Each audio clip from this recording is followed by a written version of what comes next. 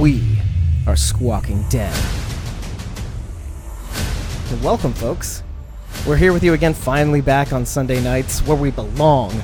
Screw you, Talking Dead. We're here to stay. We're taking over your spot. We're coming for you. Yeah! Macho Man Randy Savage style. Stab into a Slim Jim. Yeah, and we got Mega Geek here. We got Mega Geek here, obviously. Hi, guys. She's the active participant in these shenanigans. And I appreciate you guys joining us for this goddamn stream. And where the hell are my notes? Alt tab. This is why I just mirror it up. Yeah. I'm you know what the funny thing is, I'm hearing the music in my ears right now and I shouldn't be. I'm very upset about that. Oh god. Anyways, hey guys, what's up? I'm so very happy to see you guys, Zainab. We got Doctor Who's on first. We got Celtic TSO, that's Tom, Lola Lintz. It's gonna be a great show. Caroline Kelly, who joined us first at the top of the gate. Bad Father Rick Grimes, who my favorite person in the world. I mean, I'm gonna probably say that all night. Yeah, just my favorite person ever. Yeah. So I think the first thing we're gonna bust this into is like news. I have one tiny bit of news, and then we'll just move on. I just saw the lineup for Nashville Walker Stalker, and I noticed I'm loving that lineup. Yeah, it's starting to pick up because of some of the good press that or the goodwill that and this is a little bit of speculation, it's a little bit behind the scenes, but I'm just through inference, I'm gathering, and look at the hands already. Got the hands going already. God, not even 2 minutes in. No, and then they just start going down and down and down. But anyway, yeah, Ryan Hurst is on the list, which is interesting because he backed out of was it Jersey Fan Fest, right? Well, the reason it was I actually had a friend tell me why. Because he signed on for Monster Mania in Jersey for August, and apparently, I guess it's due to like a clause they have. He can't do another convention in the same area in a certain amount of time. And this is Monster Mania. That's Monster Mania's clause, from what my understanding is. And that's in August, so I guess there's like a certain time period where, hey, you're not allowed to do a convention in the area. And now Ryan Hurst was signed on to do Jersey. Here I am talking my hands now.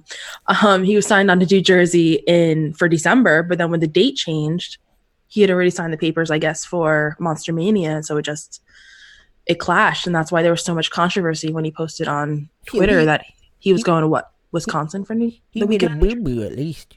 A very big boo-boo. Wisconsin? I mean, look, who knows? Honestly, I really don't know what happened. I was just so pissed off at that move. Like, I thought it was a move. That's how pissed off I was. I could see. I think a lot of people did. Yeah, but then I dug a little deeper, and that's what I found out. Right. I appreciate that. See, a little bit of news, a little bit of math, and more hand movements. Thank you very much. And I suck at math, so yay me. Exactly. Yeah, you. Yay. Okay. And actually, I wanted to kind of give the floor to you for a second because I saw that just for a second, because I think you have a new little series, a little build series coming up. I'd like you for you to talk about that. Okay, so you think I don't care, but I do. I appreciate the love you gave me, Dee. I appreciate it. Okay, so I'm kind of doing this new series on my YouTube page, which I think you hooked. I could talk, which I think you hooked the link up on the preview for this chat. Those Walking Dead building sets. Will you stop making those faces? I swear to God, if I could reach through the camera and smack you, I would. You know how Walking Dead had those, or through McFarlane had those building sets? Well, yeah. I've had them for so long and I'm still collecting them. So I decided, hey, let's do a fun speed run through of building it and watch my frustration, how I nearly break shit, which I nearly did in this first video a couple times. So it's that makes that great, by the way. Yeah. You should do that. Yeah, that's going to happen a lot, whether it's building the Walking Dead stuff, building puzzles, or Lego sets. A lot of anger is going to be coming out. So the first one I did was the hospital doors. So they don't open dead inside. So if you guys go to my social medias, at Meg the Geek, you can find the link and they'll take you there, and you can watch it and laugh at my misery, which I enjoy, actually. Yes, which I enjoy too. I have to laugh at myself. I mean, yeah. I mean, if you're not gonna laugh at yourself for talking with your hands, for saying stupid things, Like the Predator thing from last week. That was the best clip I've ever made of anything ever. God, that was so enjoyable. I guess we wouldn't be able to see the walkers. Thanks, Rachel. The Predator infrared. Anyway, yeah. But yeah, is it going to be like a partial time lapse thing? Is it going to be like, are you going to cut in exactly like when you're having troubles? Like how is it going to look? That's exactly what's going to be. So I'll do like a quick little like introduction, how I did this video. Stop laughing at me. So it's going to be like, okay, hey, this is what I'm going to do. I'll start building it. And then I'll cut to me cursing at the camera and then go back to time lapse and then cursing at the camera and then so on. I think you should insert like philosophy, unless you want it to be like a Dave-like show. You should be like, it's time like these that I wonder sometimes what why my life turned out this way. like part philosophy, part like commentary. What was that? I should just hire you to do the commentary. I'll just replace the audio. Well, did you ever see those? It was like this show. I think it used to be on Spike TV. How it was like a Japanese like game, and they'd have like American hosts with voiceovers. Oh yeah, I remember that. I can't remember the name of the show, but I feel like that's what we should just do. Oh yeah, because they narrate the Japanese game shows, like they dub it with their own commentary. Yeah, it was like It was similar to Wipeout. Yeah, and that's just what we should totally do that and just team up. Yeah, it's like part like America's Funniest Home Videos, like because you know how like was it Bob Saget was cutting in with his own like narration, cheesy, yeah, so, yeah, perfect. All right, I think we got a good partnership here. Yeah. You know what? You should invite everybody to do commentary. Then again, that could go horribly wrong. That really could. I mean, you wouldn't put it on your channel, but it'd be like a reaction. Remember those reaction videos that people used to be able to do on YouTube a million years ago when dinosaurs roamed the earth and you were half your age, basically? Geez. Okay, it's not that old. Okay, maybe it is. It is actually. That's the sad part. I mean, close. When did YouTube even start? Around technically 2000 and 2006, 7, 2006. I want to say that was not half my age. Thank you very much. It's close. I was 18 in 2006. It's close. Okay, so it's very close. It's only a few years off. Yeah, exactly. But that's the interesting part. Like I just saw that like what is that? Those mixes, those like those CD mixes, those hits now mixes. Oh, like now that's what I call blah blah blah. Yeah. Do you know how I remember this? That they're up to number 69. That's really sad that you remember that. Just the number. But the fact that they're up to number 69 is really telling. And I think they've been around for in the 2000s. I think they started. I was going to say earlier than that. No, 90s. I still have now one. Think about when Jock Jams came out. We're talking about like perhaps 20 plus years. Oh my God. Yeah. That made me feel old. Oh my God. Yeah. I remember when it came on cassette. Did it come on cassette ever? I thought it was like strictly like, we've got CDs now. We're hip and we're cool. No, like the first, I don't know I think maybe only the first one did. Maybe. I don't ever remember seeing any other ones besides the first one on cassette. Well, if anybody knows, let us know in the chat because Please do. I'm very curious. Because we could debate about this for hours. Yeah. Were the like the dance now or like hits now or something like that? Were they ever on cassette tape? I still have my Totally Hits cassette from 1997 because that set list is a major bop. Yeah. Oh wow. Like some songs I probably should not have listened to because I was 9 at the time. I know I'm making you feel really old. Yeah. But then when I heard them as an adult, I was like, oh my God, what was I singing along to? Yeah. And well, just so you know, my wife is only a year or two older than you, I think. Okay, I like your wife already. Yeah. We have it's a constant lovely debate in our household. You know, where were you? Oh, when I was 13, you were a fetus. No, I'm kidding. When I was 13, you were like 3. Okay, I'm just gonna have to tag team with her. Is she going to Atlanta? Because I'm gonna tag team with her. Just take her with you so I can just team up. I'm curious. By the way, a lot of people ask me about whether or not my wife would come with me to Walker Stalker. The answer is always going to be no. Aww. And that's okay. I think it's overrated. I think dragging your husband or wife along for something like I don't think you need that to be a good couple. I think it's good to have like independent likes, Yeah. So she doesn't want to be along the ride with the Walking Dead stuff. It's fine with me. She gets to go hang out with her best friend who is basically female me. So that's fine. Does she talk with her hands too? No. In some ways she's opposite than me, but in a lot of ways we're the same. Like we have the same mannerisms and the same short-sightedness, and it's weird. Sometimes I think she's a guy, but then sometimes I think I'm a girl. You know, I'm not even going to comment on that. Well, you could see a little bit of that in my analysis of Fear the Walking Dead, which we are going back to right now. The two of us being alone tonight is a good and bad thing. It's because terrible. we're like the most notorious for sidetracking. Yeah. Well, I mean, I when it's like me and Carol, like I'm usually one that kind of pull us back, and I always find a way back. Like I find a little. We may take a detour, but I will get us all back. Okay. And now we will be doing that. Thank you very much. Dun, dun, dun. Shout out to No Sanctuary, who's on YouTube right now. He's my best buddy. And you still never answered my 2 truths and a lie. And this is going to be on the chat, and you still have to. Do it. It's a private thing. People, please ignore me. Anyway, it's going to be cut out anyway in the audio I need to get my friends to start watching. None of my friends do. Y'all suck. Well, my friends suck. Yeah, your friends suck, Meg the Geek. They do. At me, bitches. Come on, let's do it. I'm going to use like old acronym. I'm going to light you up. I want to meet you in the playground after school. Yeah. I totally messed that up. And we're going to dance like the sharks. And what are the other ones? Sharks and the Jets. Jets. Yeah. Yes.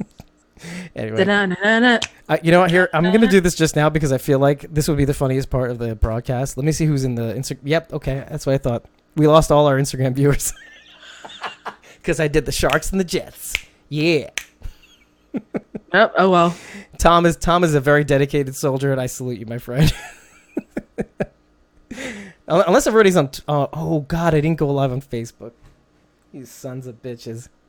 Well, Facebook doesn't matter anyway. Facebook lives matter anyway. They don't. You'll just have to upload the video afterwards. I will. And that's the reality. I'll just upload the video from YouTube. Perfect. Shit happens. Yeah. Sorry, guys on Facebook. I apologize. You'll get the updated video later on. Hopefully, we'll do a premiere. We'll split the difference. That's right. We'll do a premiere and then make a quick little video introducing it, saying that we suck and we never went live. I appreciate your feedback. And, well, it might as well be great because now Facebook gets to see us actually get into the episode. Sorry, YouTube. You just get the rough cut of this. you just get the poops. Get the poop. You get the drivel at the beginning. Well, hopefully we're being entertaining. Yeah. I'm very much. Just judging from Instagram. I don't really think so. Anyways, so I don't really know where to start with this one. Of course I do, but it is tradition on the show for me to shut the fuck up and have you just do like a little Ouija board. You know, where do you want to land on this episode? And then just start. Blah, okay. blah, blah. So I'm kind of just going to dive right into it with the title of it, The Little Prince. Okay. So because in season 4, they took a lot of themes from, I know we're in season 5, but season 4 took a lot of themes from The Little Prince. How it's like, oh, here's my secret. It's very simple. I'm literally reading my notes here. It is only with the heart that one can see right. What is essential is invisible to the eye. Now, season 5 is kind of doing it too, with between Althea keeping Isabel's secret, and like back in season 4, Charlie did it as Charlie gave the book to Lucy as a peace offering for killing Nick. But in this episode, they kind of did it as, what was the little kid's name? Dylan? Dylan, that's right. Yeah, with trying to be all optimistic, because in the beginning of the episode, he was reading the book. Right. Well, and throughout actually too, like you see him every once in a while reading back and forth in the book. But yeah, that is a very interesting theme. So in what ways do you see that there, I mean, because I'll tell you one thing. There are so many damn parallels in this episode that it's hard to keep track. And that is one that I actually didn't see. And, well, speaking of seeing, are there any other parallels of this episode where others are seeing not with their eyes but with their heart? Like if you had to look at all the things that happened in this episode. Not so much this episode, but maybe before and after. Episode. Like Althea, like when June tried to talk to her, and she was like, "No, I'm not." She didn't want to cave because she's kind of pulling a Tara with Oceanside. She wants to keep their secret. Right. Oh, that's interesting. That's a good parallel. Mm-hmm. Yeah. But we had an off-the-record conversation. Actually, and you know what? That's interesting. You remember what her off-the-record conversation was? Oh God, that was so. I remember last year. Yeah. Yeah. Off the top of my head, I don't remember. It was. It was basically John not feeling like she deserves John. That's right, yeah. You know? Because see, you got to watch this before I did, so you were able to go back and look. I watched it live, I remembered it. so I couldn't. I'm a romantic. Anyway, back to the review, or back to the show. There was one thing that I had to actually go back to my notes of last year to kind of look up, and that was like what Madison's last words to Alicia were. Oh God! Yeah. Oh God! Madison. We'll get there. I'll spare you. I'm just giving you the spoiler alert so that you're ready for it later. Look, I already have like somewhat tears in my eyes just thinking of Madison. Oh yeah, I'm feeling that too. I'm feeling that so, girl. I'm feeling it. We'll get to that part later because Yeah. I have some thoughts about that. I'll spare you. Don't worry. But your turn now. But you know it's in your gut now. Oh God! Oh, it's deep in the gut. Oh, and Tom, we'll definitely get to Dorie keeping the letter from Dwight because I definitely want to know your input. Oh, we need to talk about that. Yeah, we gotta talk. We gotta talk, son. Yeah. So I like that they opened up with I'm just gonna say Bailey because that's her real name, but Annie like washing her hair in the beginning. The Gulliver's Travels playing on the television for the kids. There's like an element of humanization. We're on the right track. You know what I'm saying? We're doing some things. We're making some moves. Kids are basically they're Being kids. acclimated. Yeah, like okay, we're coming back to normal. We're coming to a place where like we can be people again. You know. So I was just thinking to myself like it calls back to like other things that the series has done before, like the King with the movies, getting the what do you call it? What are those guys called? The highwaymen on board. Oh, the highwaymen. Yeah. Yeah. They would have been so proud to see this. Exactly, Carol Peletier. Yeah, and there was another thing with movies. Oh yeah, of course, John Dorie in the movies, obviously humanizing June, or Laura at the time. I saw when what was it they were watching? Gulliver's Travels. You said. Yeah, the little Lilliputians tying Gulliver up. When the one character, I don't know any of the names, I never saw it. He was kind of going like underneath the tunnel or whatever. You mean his hand? Madison vibe. What? For when he was underneath his hand? Oh, what was that underneath the hand? I couldn't really tell. Like help me. It was like going like deep in there. It gave me vibes to Madison at the diamond, going through the tunnel, leading the walkers in there. Wow, how did you draw that parallel? Okay, so the one little character, does the character in Gulliver's Travel have a name that we saw? Oh, it just said Little Man number 1 and 2 on the. Okay, so what is it? It looked like he like went down like a little ladder and then like he ran down like a little tunnel. Mm-hmm. Immediately, I thought of Madison. Okay. Because you saw her with the, what was it called? The flare. The road flare. Thank you. With the flare going down the tunnel, waving it up and down, leading the walkers in. Oh, I got to pay attention to that a little bit more. Maybe I didn't see that. Huh, Meg Dendy. That's awesome. I'll watch it again. I urge everybody else to watch that too. Maybe you saw what Meg saw, because that's pretty cool. And the theme kind of comes back again, which again I'll spare you from for now. But yeah, I like it like eases us into like a comfort zone. We're like, okay, there is no comfort they're zone. coming back to normal. No, and then like the very next scene is like, not the very next scene, but like you see Morgan in his speech. You know, the impossible is possible. You know, we're going to make this happen. You know, I know you guys have been through a lot, but, and we answered the call. It turned out to not be the call. Oops, sorry. And we were telling the truth. We just didn't tell you the whole truth. Yeah, exactly. But we're here now. Exactly. And so like the audience is like, yeah, they're going to get Negan. I mean, they're going to get out of there, basically. So yeah. And then like eventually you see things kind of slowly be like, I don't know what's happening. Propeller. Yeah, the propeller. I totally thought somebody's gonna, bite the dust at that point. And then rushing the timetable. I mean, they thought they might have had a couple weeks or something like that. It turns out they have a couple minutes, So that's very interesting. But yeah, like they build you up. And the music is just apropos. Like during Morgan's speech, it's very like, it's very rousing. Yeah, exactly. You're all like standing at Celia Morgan, yes, sir. And like with each character exiting the car, it felt like it was like the beginning of a superhero movie. yeah, that too. Dun, dun. I mean, music has played a really, really good part in this season, I think. Mm-hmm. You know what I mean? Like, just every single little bit of feeling, like from Morgan's speech, them getting out of the plane from the first episode. There's just so much going on. Oh, and like, do you remember the Old West scenes? Like, we'll bring it back to that episode where Dwight kind of makes his first appearance in the season. Oh yeah. Yeah, I mean that was ridiculous, but I love it. I love it. That was good. Like, there is a place for a little cheesiness, and like even the dramatic scenes are kind of. Oh, we're gonna get to the cheesiness later on. We're gonna get to that. Very good, very good. So now that you know what you know about Max and Annie and how they were hiding out in the woods and stuff like that, because you find that out when she talks to Alicia. But going back to the beginning of the episode, do you feel like? And I don't know if this is a stupid question or not, but when you rewatch the episode, you see Max toss Annie the vanilla protein bar, right? Like, do you feel like that was a little bit of like a bad move?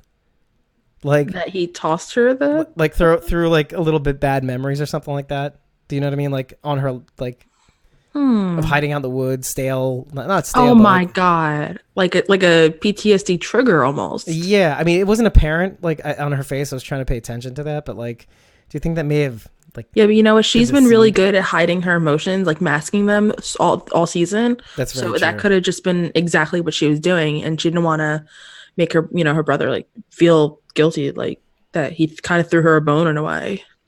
To feel like an asshole. Essentially, yeah. Like spare his feelings.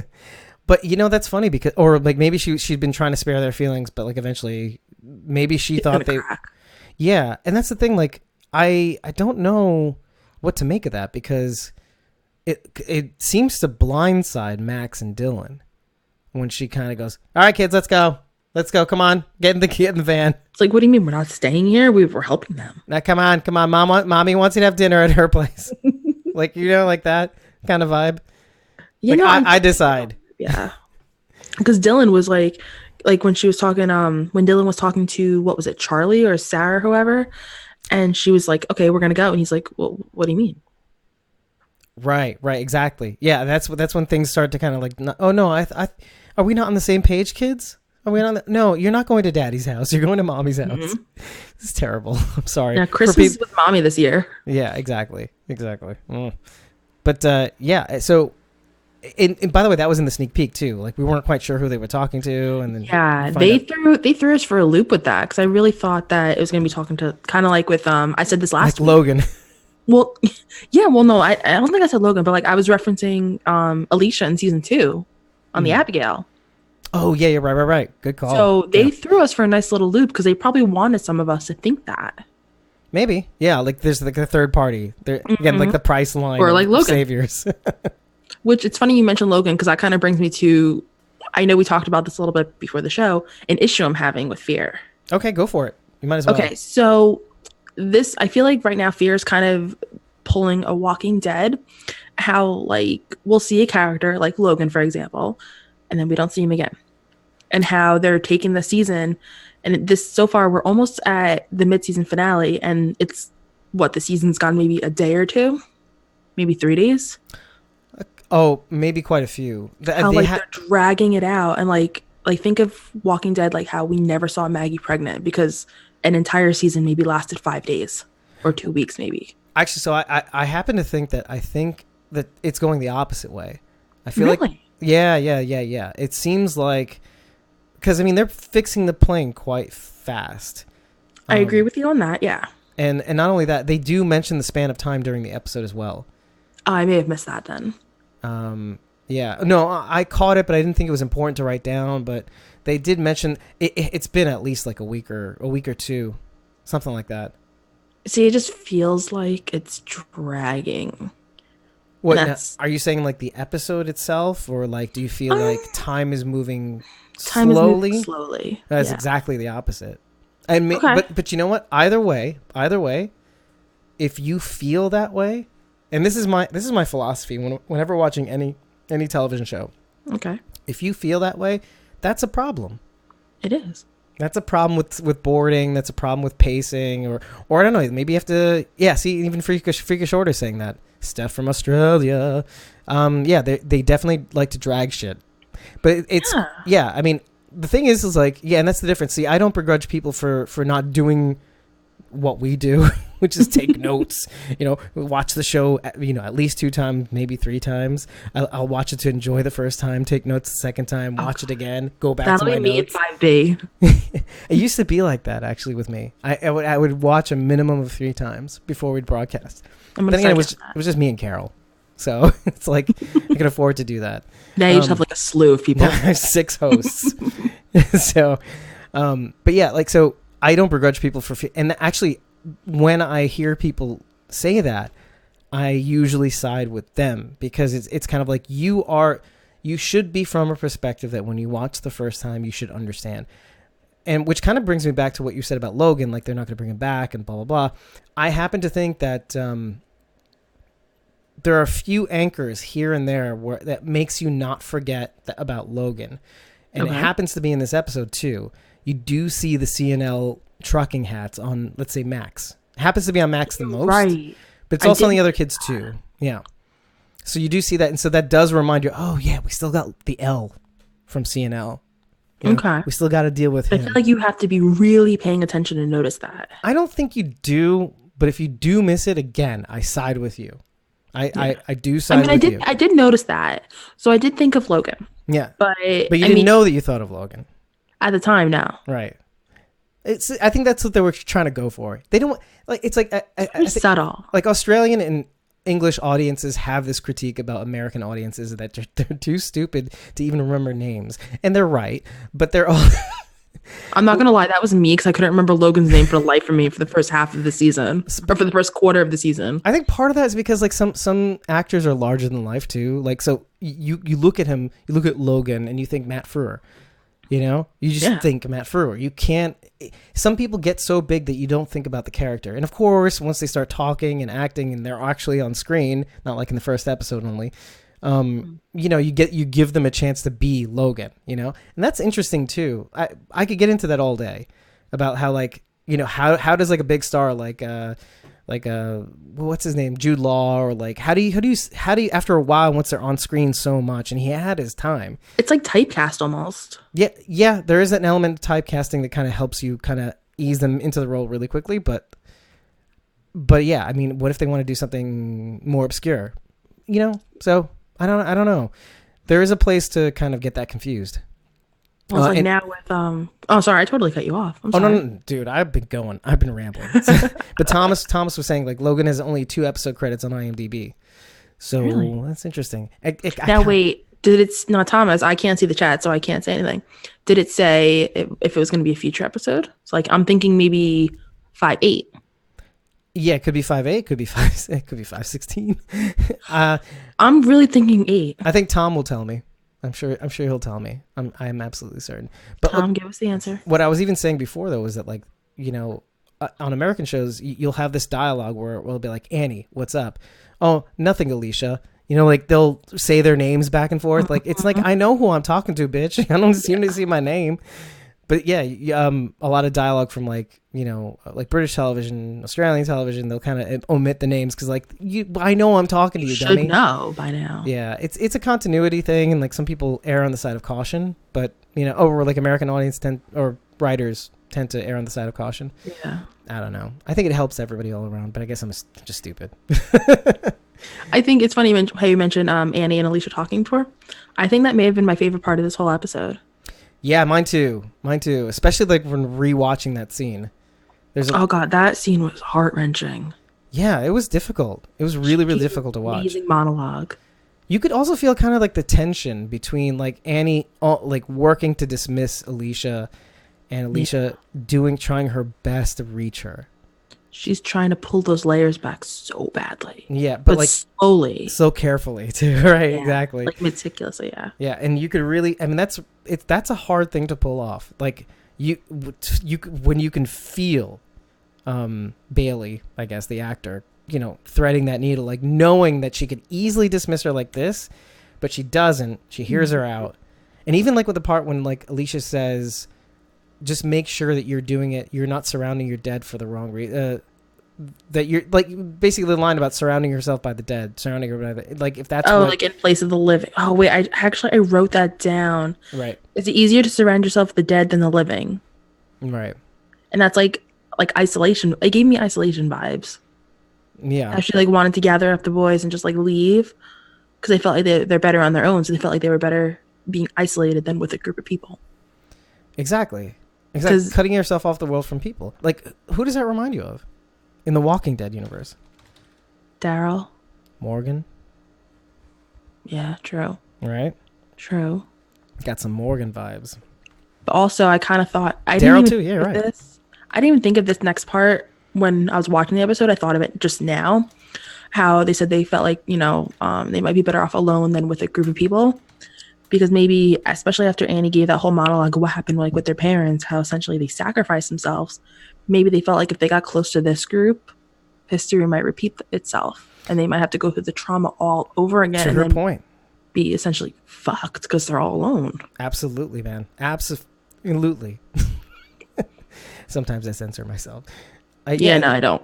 And that's the tension that's the tension that they have to deal with. By the way, Thomas says that it just says he's only in 2 episodes, basasically.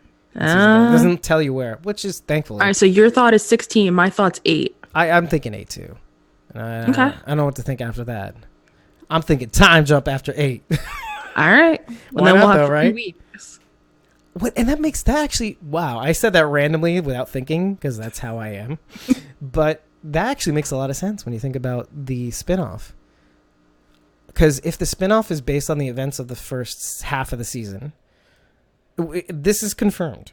This is confirmed. Okay, it is actually confirmed. Okay. Yeah, this is when we reported this. I mean, this is basically in their. It was in their not their white paper. What do they call it? Press release. Yeah. Or Kirkman confirmed that as well. No, not Kirkman. Gimple. Scott. Gimple. Gimple. But yeah, it would make sense that if it was based somewhat in that realm and somebody split off to Virginia, or who knows? It could be filming in Virginia, but it's not in Virginia. You never know because they're filming in Georgia still, but it takes place in in Virginia, which is weird. It's just very weird. Weird. Why don't you switch the areas? What are you doing?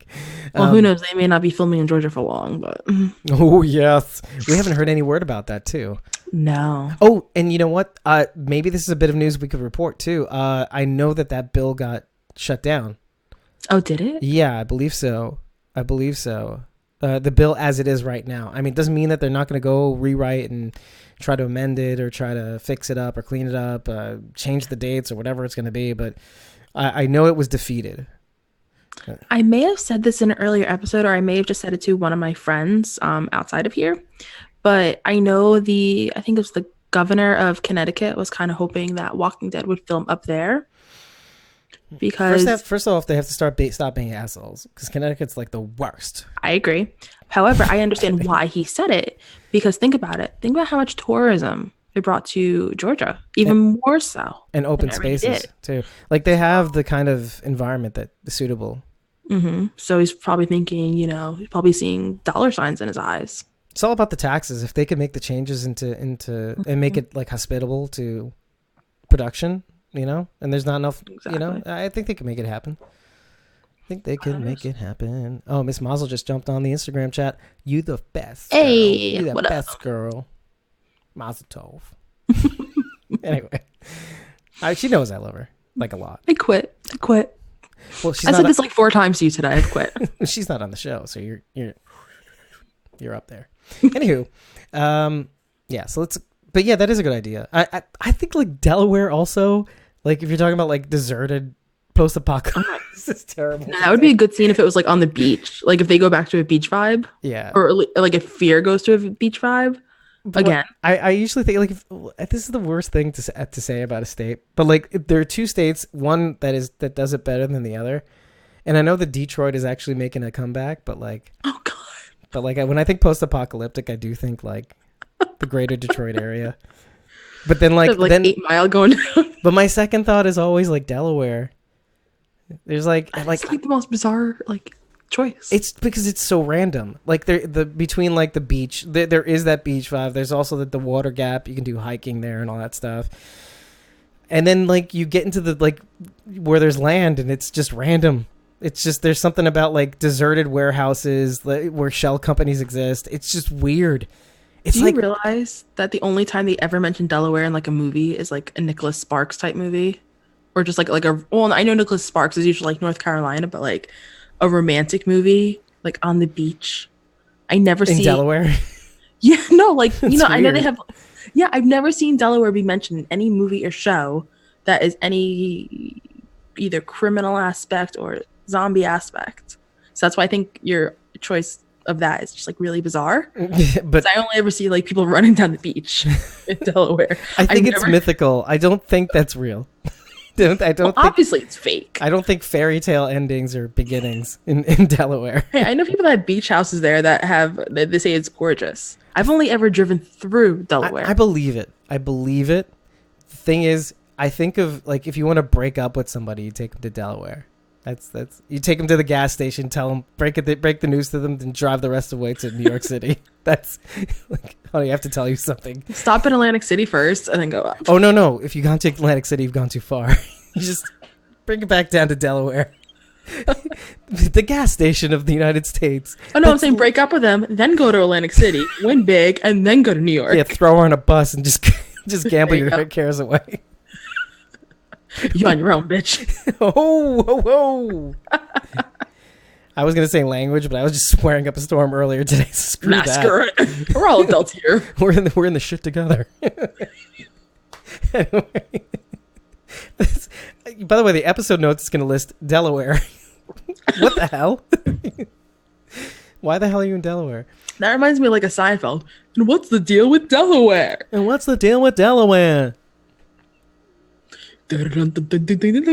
Yeah, we need that music in the background somehow. No, we're not going to do that. We'll get demonetized. Yep. You can't be doing that. I think first we have to get monetized. Yes. Anywho. Back to the show. Yeah. Oh, yeah. So you guys were right about something.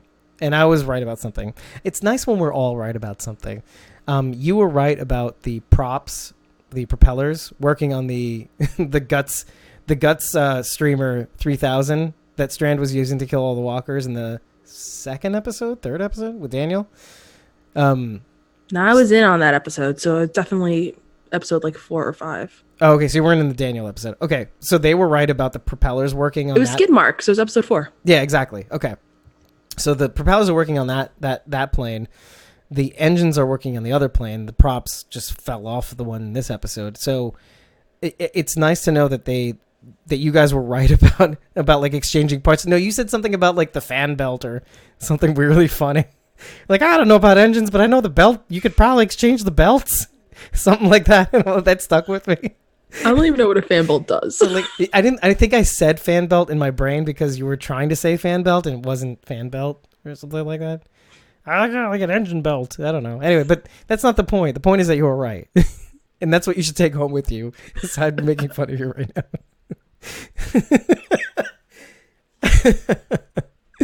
Oh, perfect timing, Alani. 5th time today. I quit.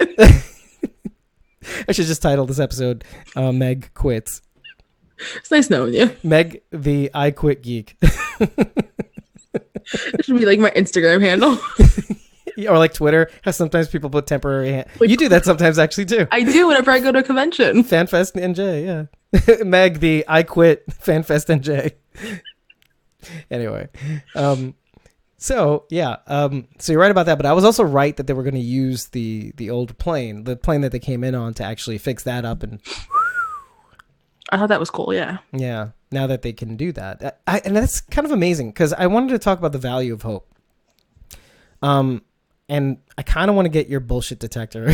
You like get a read on your bullshit detector? Yeah, okay. Because I could see a world in which everybody's kind of like, you know, oh, I mean, come on, really? Like a kid having hope? Because we're used to The Walking Dead. And some people say, and some people have said on the show, that hope gets you killed.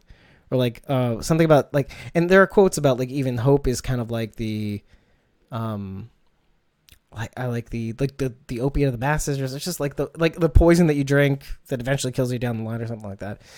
But like we know that when we want to see certain people succeed, the show somehow finds a way to take them away from us. At least The Walking Dead does. Oh, totally, yeah. So when you see like Dylan full of hope, kind of leading with his heart instead of with his eyes, those conversations, you see Dwight perk up.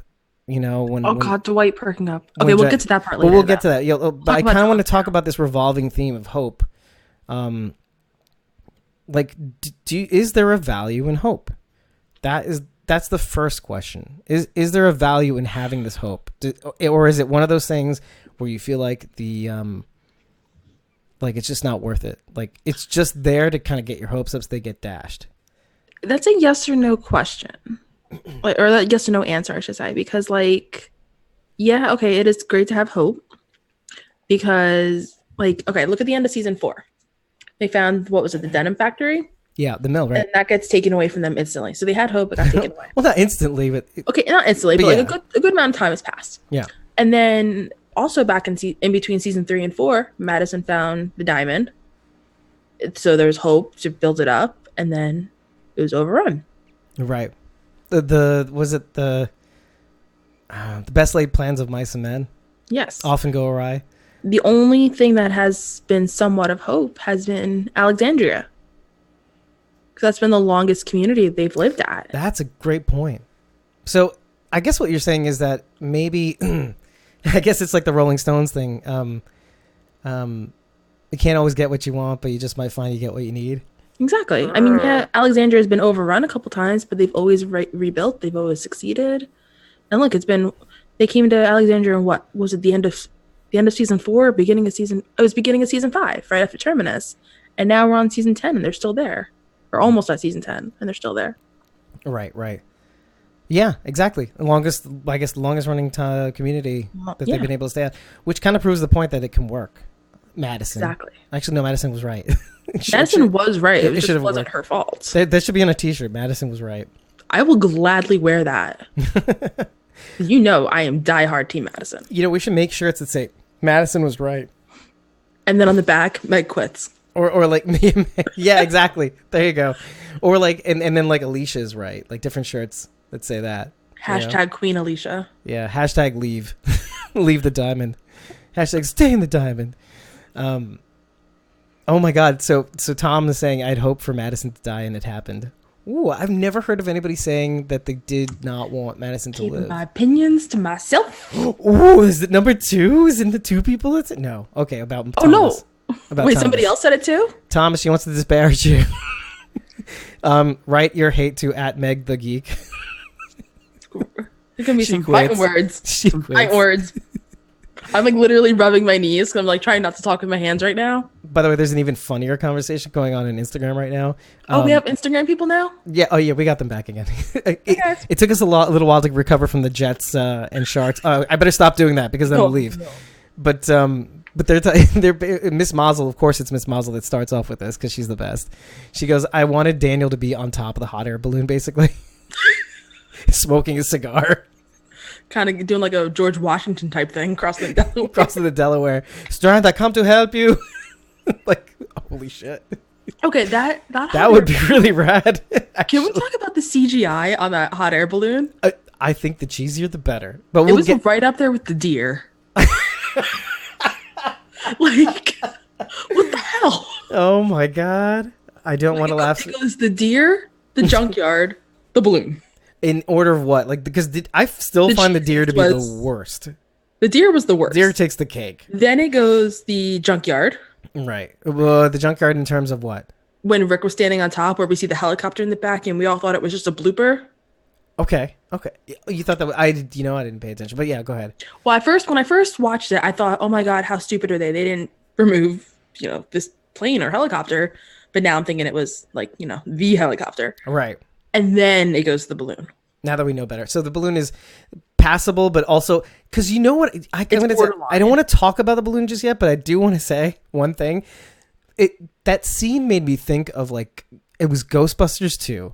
And you start to see the Statue of Liberty coming in from the distance. And you find out that they're in it. And they're playing Good Love.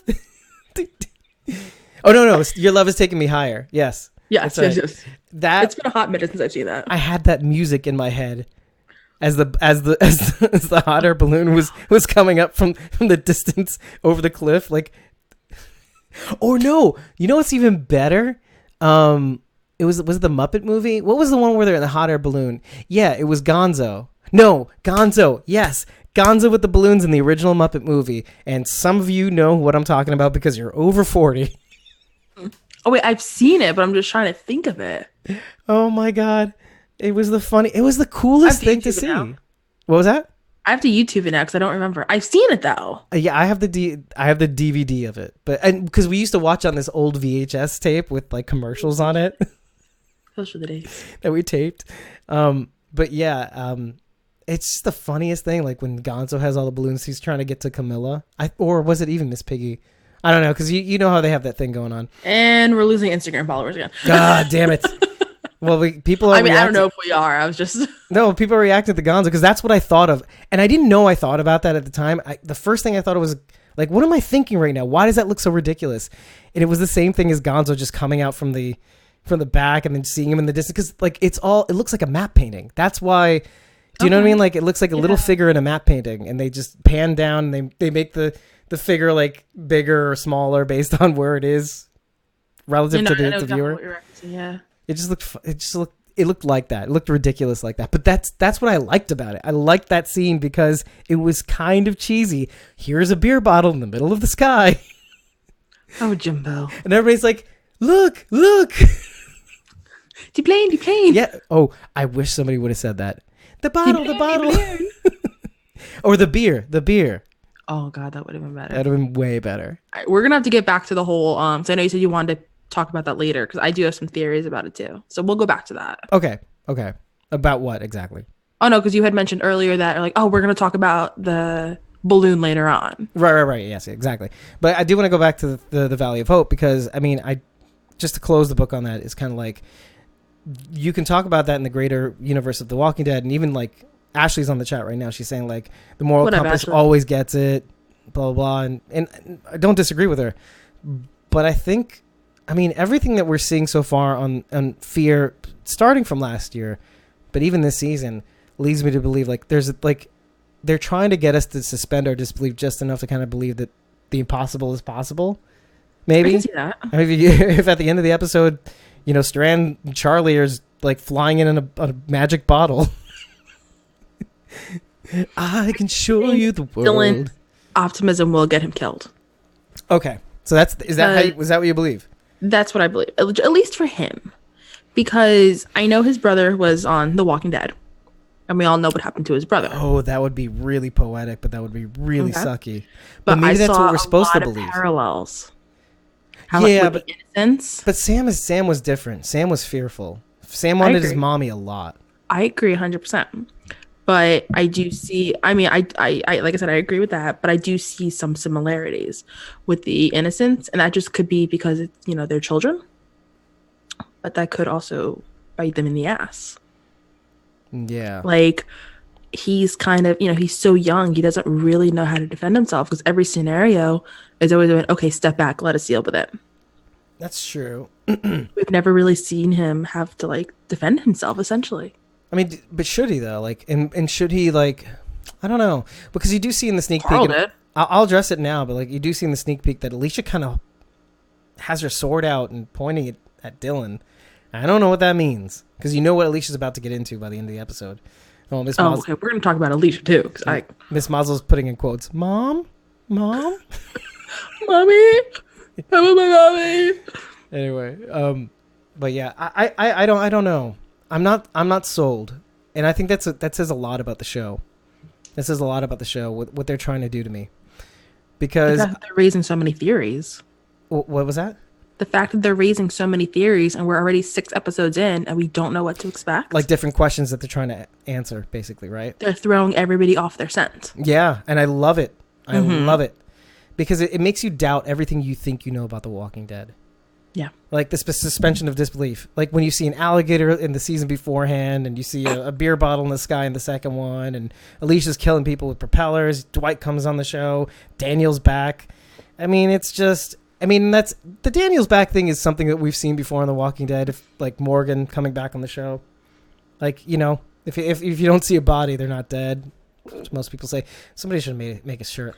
Madison. And you know what? We should actually put all the people. We should put all the people that have not been officially killed on a shirt. And I know you want to say Dwayne Jones. Morgan's son. Oh, screw you. No, you don't have to see a body to know that Morgan has suffered enough. So grow up. I actually have a friend who designs... No, you don't. Not anymore. No, shut up. Okay. I have a friend who has designed shirts, and she's like an amazing graphic designer. I could talk to her about designing something about they're not dead if you don't see a body. Yeah. She's actually designed some of the shirts I wore at FanFest. Oh snap! Oh, you know what we could? Are you talking about Kaylin? Yes. I know Caleb. I love her. Walker Wynn. I love her. I could work with her again. I think we should talk to her. We should do a collaboration. Yeah. Yeah. I used to do graphic design too, so. You got that? I put in my notes. We'll talk to her. We're going to talk after the show about this. Yeah. She did, by the way, if you guys don't know, she did the background, not this background, but the background image for the website, which is also the banner image on the YouTube and also on the blog, by the way. That was Walker Wynn. She's made stuff for Whiskey Cavalier, R.I.P. She's made some awesome buttons. Yeah. She's made design T-shirts. She's phenomenal. She's going places, I'm telling you. Yeah, I sincerely hope she does. I know hope is overrated. She will. Yes. And if she's going to be in Atlanta too. Oh, I'm very excited to see. Yeah, we're to going to actually hang meet out her at some point. Yeah, because you did actually meet her, right? I have not met her. She lives out in like the Midwest, I think. She lives, I think, in Montana. So she told me she's going to Atlanta, and I told her I was going to be there. So I know we're going to meet at the event, but I want to try to like hang out with her prior. Right. Oh, that'd be great. I do want to, when we do go out to Walker Stalker Atlanta, I do want to be out there for a week. I don't know if it's going to happen, but I hope I can do it. I'm flying out the Monday before. Well, there you go. So we should coordinate by now. We'll save that for after the show. We are only 4 months away. Yeah, and we're 15 minutes into the episode, which means we got 10 minutes left on the stream, or 8 minutes technically. Let me see. I am keeping hope alive. Oh man, Walani, I know we're friends. We're really good friends. We can talk. She's holding out the hope that Dwayne is alive. Dwayne and Madison. So I'll give her that. Like, I'll take Madison, but not Dwayne. Yeah, Dwayne. It just doesn't make sense. Narratively, it doesn't make sense. But Can I love we talk about oh god, what was it I wanted to talk about? I totally just blanked. Oh, Sarah was winning with the one-liners tonight. Oh yeah, she's always winning with the one-liners. That's oil, I hope. You just dicking about the daisies, or you want to plan on closing the deal? I did not write that down, but that was funny as fuck. I wrote down like literally all of them. I work better with a 5 out of 10 buzz. Don't we all? Yes. No, not me. I do. I'm sorry. When you turn 40, I got 9 years to go for this. Yeah. You're like half a beer and you're like already tired. It's true. Get used to it. One more humor line. Okay, Alicia. You fixed the mop. Oh, that was kind of cute. That was a pretty badass kill, though, from Morgan. And then, kapah. So I've had some issues with Alicia this season. Not even Alicia. I have issues with the writers. Okay, lay it on me. Okay, now, next to Madison, we all know I love Alicia. Okay, now I do. I feel like they've been treated... Now you know. Da-da-da, the more you know. Anyway, they've been kind of treating Alicia like a supporting character this season, and it's been pissing me off. Like giving her like these little lines, or not giving her enough screen time, and she's supposed to be the OG badass. Right. So I feel like now that we're at the end of episode 6 and we see her going in to go see Charlie and Strand, I feel like we're finally about to see her come back to essentially to the badassery that we know her to be, or the badass that we know her to be, I should say. Yeah. Well, even Thomas was saying like how the badass that she used to be like in seasons 2 and 3. Isolating herself off from everybody else, being on her own every now and again. It's gone right now. And you know what? That's an interesting thing. Like when you use that as a device to kind of illustrate how much of a badass somebody is. Like even Nick did that. And that's how we met Luciana too. Right. So yeah, that did work, but how much can you use that device to illustrate badassery? Well, I'm not saying like she has to go off on her own to be a badass, but I just want her to go back to be taking charge again. And it's not like it's her; it's the writers that are doing it to her. Yeah. I guess is it something that we want to see over something that just has to happen, or do you know what I mean? Like, is it something? Are we trying to just satisfy our desires, or are we just trying to say, "Oh, this is what you should do," writers? You mean like there's a difference between that wanting to see her take a badass role versus should they do should they be giving her a badass role? Right. Because I mean, wasn't it clear enough from the first episode how much of a badass she is? She got the walker. Oh, no, it is. The It walkie is. for most creative kills. Yes. No, it's absolutely clear. I feel like they're kind of focusing on the newer characters too much right now. Yeah, I think it's the word that's throwing me off. I knew exactly what you meant when you said it. You're saying she's kind of being relegated to second fiddle or third fiddle or something like that. And that was an issue I had. And that was the issue I had with Madison. Kind of with Madison. Like when Morgan jumped in, immediately they threw Madison out and he just took center stage. And now it's all like Morgan and the crew, instead of like Madison, Alicia and the crew, or Alicia and the crew. Right. I think it's. I mean, I still see it a toss up between being Morgan and the crew, and because when I refer to them, I say Alicia and Morgan, et al. In my notes. I mean, there's a joint role, which is kind of like why when I brought it up in the first episode when we were covering it, I was thinking what if? And I know it was stupid, but there's like a interplay in my mind where they both seem like they're leaders, they both seem like. There's a wisdom in Morgan, and then there's an experience, and then there's a firebrand in Alicia. There's a resolve in Alicia, which even Madison outlined last year with the Amina story. But I agree. I agree with you. Yeah. As much as I don't like Morgan, I agree. He does have the leadership. As much qualities. as you like Morgan? As much as I'm sorry. Did I say like? Oh my god. No, you said you don't like. Oh yeah, no, that's right. I don't like. Fight? All right. No, I'm kidding. Schoolyard, 3:00 tomorrow. We're doing it. Let's do it. Let's go. 3:00 high. I'll just have to leave work early. Let's go.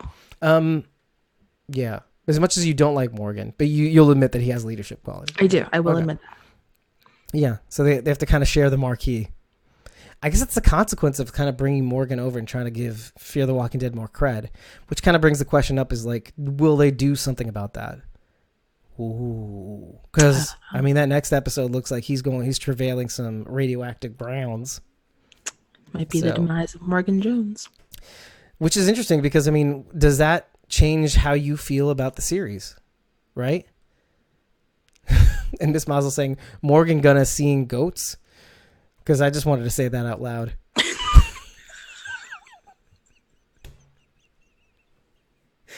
Morgan gonna seeing goats. Cool. And maybe. All right, so maybe we will see Logan at the end of this first half of the season, and maybe Morgan will be hit with radioactiveness and sacrifice himself for the greater good. Perhaps. We have to bring up the Instagram stream again, so just bear with me for a sec. Yeah, keep going. While you're all watching, say hi to my dog Zoe back here. Zoe. And the crowd goes wild.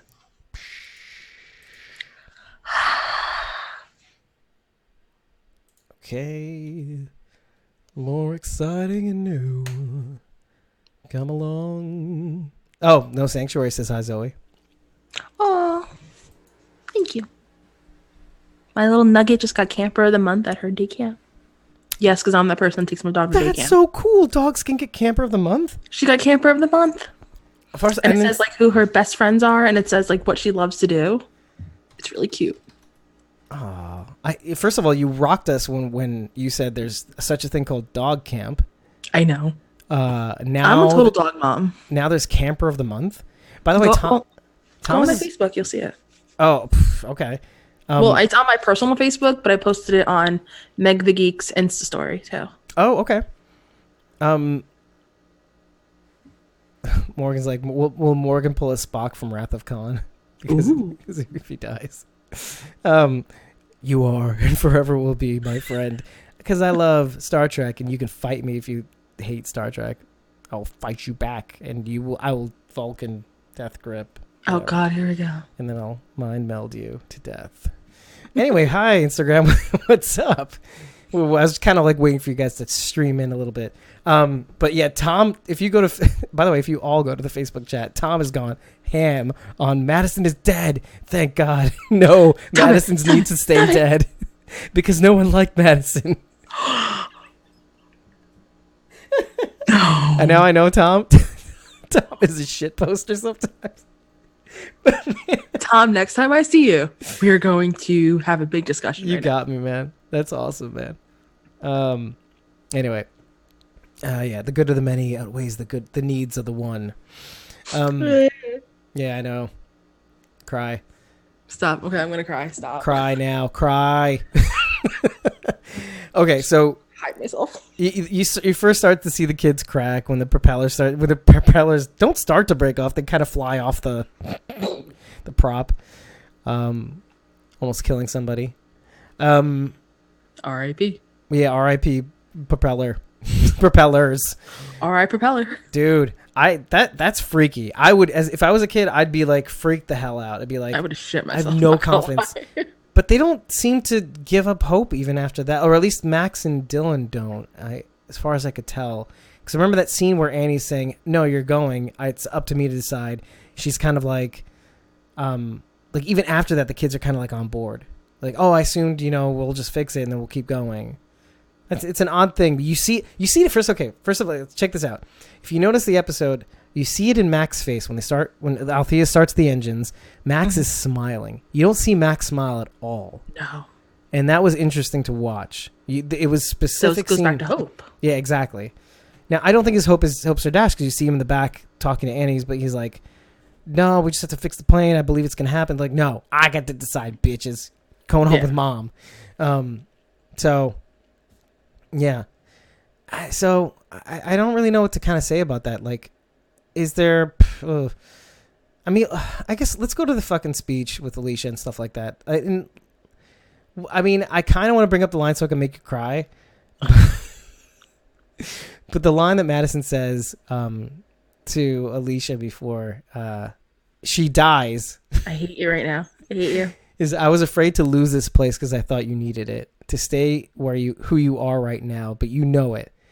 No one's gone until they're gone. Now, aside from making you cry, I kind of wanted to figure out. I kind of wanted to figure out like whether or not Alicia's missing the point. Like, should she give up the mill? Because if you look in the damn truck stop, there's Jenny. They seem to be in a secure enough location.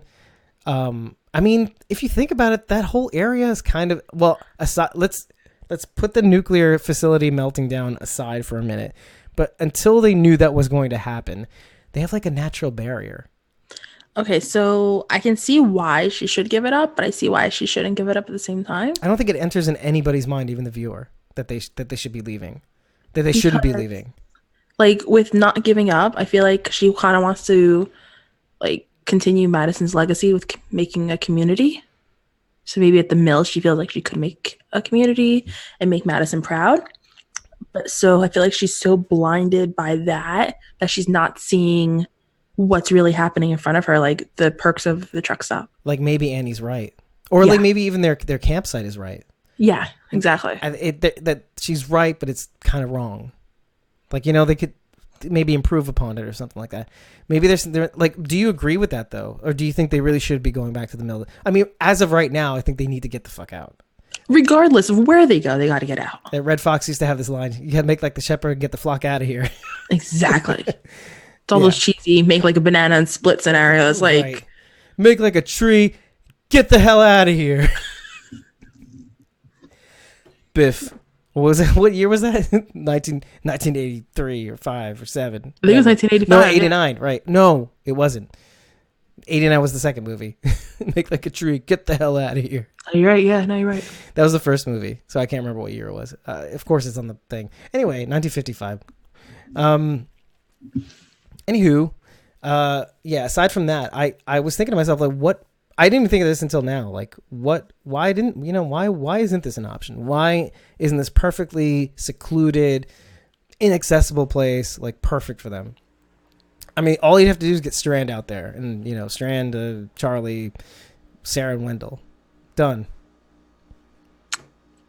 I actually don't.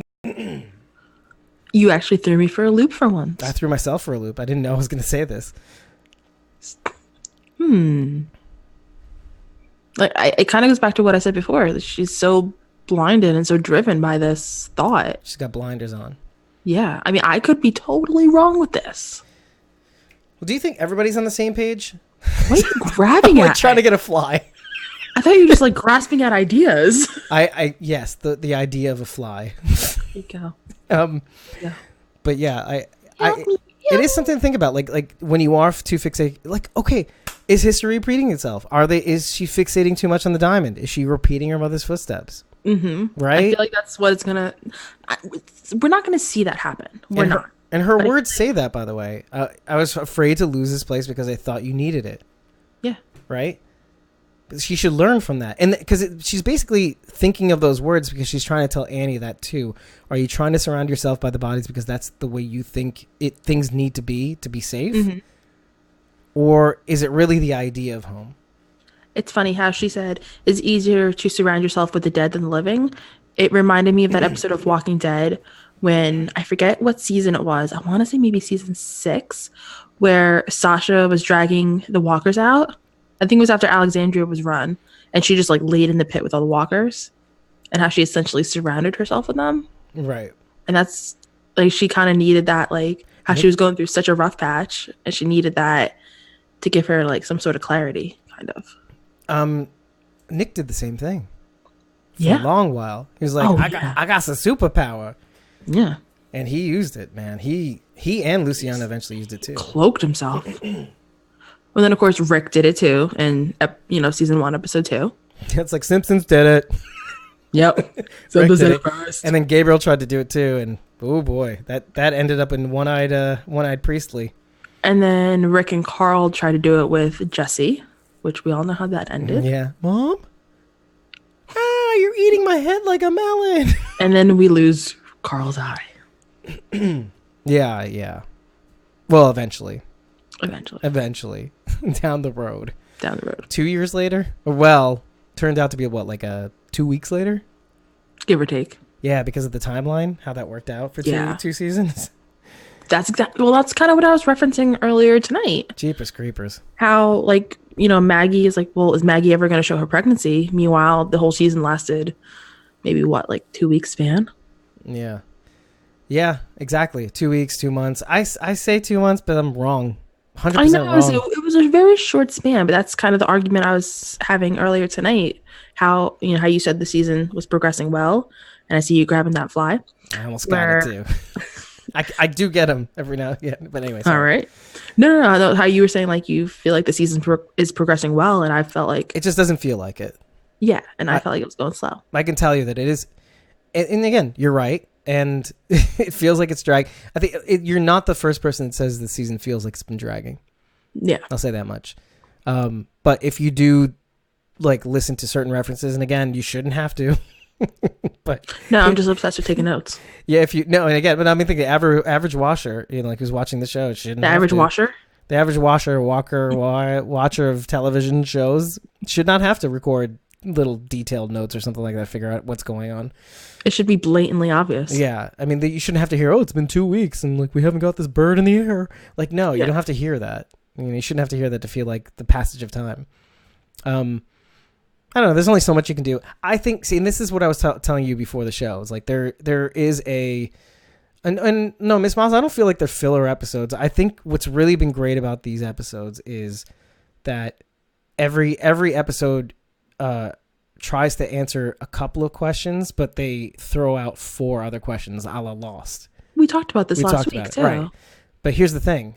The reason why I'm bringing this up is to kind of open with.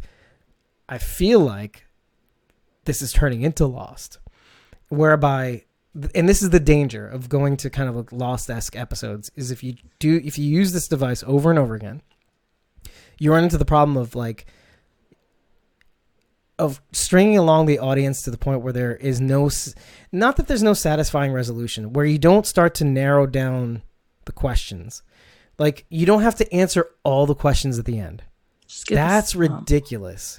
Yeah, answer because we're only like almost halfway through the season. Yeah. Answer like a bunch. Leave some questions that we forgot about open that take you into the rest of the half of the season. And you can open up a whole other round of questions because once you've given the audience like a certain amount of satisfying responses. You know what I mean? But like right now we have so many in the air. Like we're you and me, we're trying to like not forget that maybe Grace is a big bad. Yeah. Like I've said that since my first episode. I'm not sold, but I'm now. It's just like one of those things. Like if Ashley's on the stream, which I think she is, maybe. Like ever since she said ever since she said anything, anytime she throws out like a curveball that I did not say coming, it just sticks in your brain. It's like a splinter in your mind. Yeah, like Morpheus. I think I'm pretty sure I said this my first episode that I'm convinced that Grace and Logan are somehow partnered up. Grace and Logan. Mm-hmm. Maybe I didn't. I know I've said in my very first episode that I thought Grace was the big bad, but maybe I just didn't say that in my first episode also. You know, I'm starting to convince that maybe we're just barking up too many trees. Like maybe a goose is was it a duck is a duck? Well, maybe if they answered more questions, we won't be barking up so many trees. Man, and again, it goes throwing that out there. It goes back to that. Like if you start doing that, like you're gonna start to see, you know, you're gonna start to see frustrated. Yeah, enemies under every rock. Yeah. I don't know, but yeah. So there is a danger of watching that. Like if you watch out for that. I think that's really the point of bringing that up because you got to start answering some questions too. I just sniffed in the mic. I never do that. By the way, yeah, Thomas is saying Lost equals worst TV finale ever. And it's funny you mentioned Lost because did you notice the theme right where you said that? What is the one central theme or the one common denominator between Lost and Fear the Walking Dead? As of now? As of right now. Smoke monster? No. Kidding. Maggie Grace. Oh, yeah. Exactly. That is the common denominator. Yeah. Oh, and she bit it like really early on in the series. Oh, she did, but similarity is still there. No. Oh, their characters. They're not going to take that route. They're not. Oh, you know, their characters couldn't be any different though. But instead of smoke monster, we have nuclear walkers. Yeah. Oh, yeah. I guess so. So there's, you know, it's not like they're taking. It's not like that thing where it's like, oh, here you can copy my homework, just make it look a little different. So, swap out smoke for nuclear. Yeah. Exactly. Well, and we're gonna have to deal with that in the next episode because, you know, we'll get to it. But because I kind of want to get to, let's talk about John and Dwight. Dorie and Dwight. Get into that. Yeah. Yeah, because I could get into some other minor points, which is not worth it. No, not worth it. Let's jump right into that big duo. Yeah. John makes like a really interesting point. Okay, it's kind of like a TWD point, like the main series. It's like most people in TWD find themselves in the apocalypse. Like they basically find themselves, like who they are. Like, like we mentioned this a lot in the last episode, like Daryl and like even Stephen Simon. But like everybody, Rick, Carl, etc. The thing is with Dwight, and this is even true for Dorie too, John Dorie. He said something specifically. He said, like the apocalypse gave him more than he ever had before. Right. Dorie. So the thing is about Dwight, the apocalypse just kept taking things away from him. Aww, took away his wife. They abused him like psychologically, took away part of his face. Sexually, I guess a little bit, yeah. But he was like, how people always say cook. He was literally cuckolded. Literally. The apocalypse took away from him more than anybody else on this series. That's a bold statement, but I'm willing to wager that's true. They are polar, like Dorie and Dwight are polar opposites, and I feel like that is what works with them. I feel like why it works. I feel like Daryl's is polar opposite, but yeah. Well, not how you're saying Dorie, how he said like he felt like he was given more, and Dwight felt like he essentially got everything taken away from him. Yeah, exactly. So that's why like the polar opposites kind of works for them, because you see that they got the that yin chemistry. and the yang. Yeah, essentially, yeah. And the one thing that ties them together is the love, the love they feel for whom they feel. Now, do you think with John finding the letter, do you think... Oh, you just want to race to that now. I want to race to that because that is like the biggest thing on my mind right now. Do you think he did the right thing by not telling him and let Dwight have that optimism? Yeah, this is something I was wrestling with. I was hoping to ask you the question, but first, the tables have turned. The tables have turned. I'm not sure. I'm actually really not sure. I'm pulling a Carol on this one because she always says I'm not sure. Yeah, that's interesting. I'm not sure. Kind of plays devil's advocate on here. We don't have that tonight. I actually think because you have to go with what you know.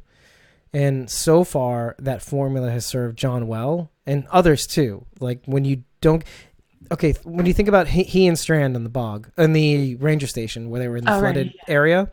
Yeah. And he was giving up hope, and Strand kind of lifted his spirits, and then eventually they saw that Charlie and Alicia were across the channel and helped him across, whatever it is. I mean, he knows what happens when he starts giving up hope.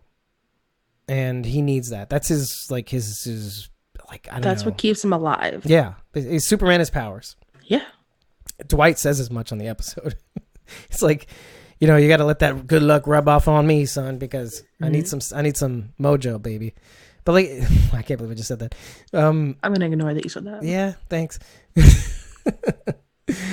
But yeah, like it's, and I'll get to the chat in a second because there's some interesting things that are going on there.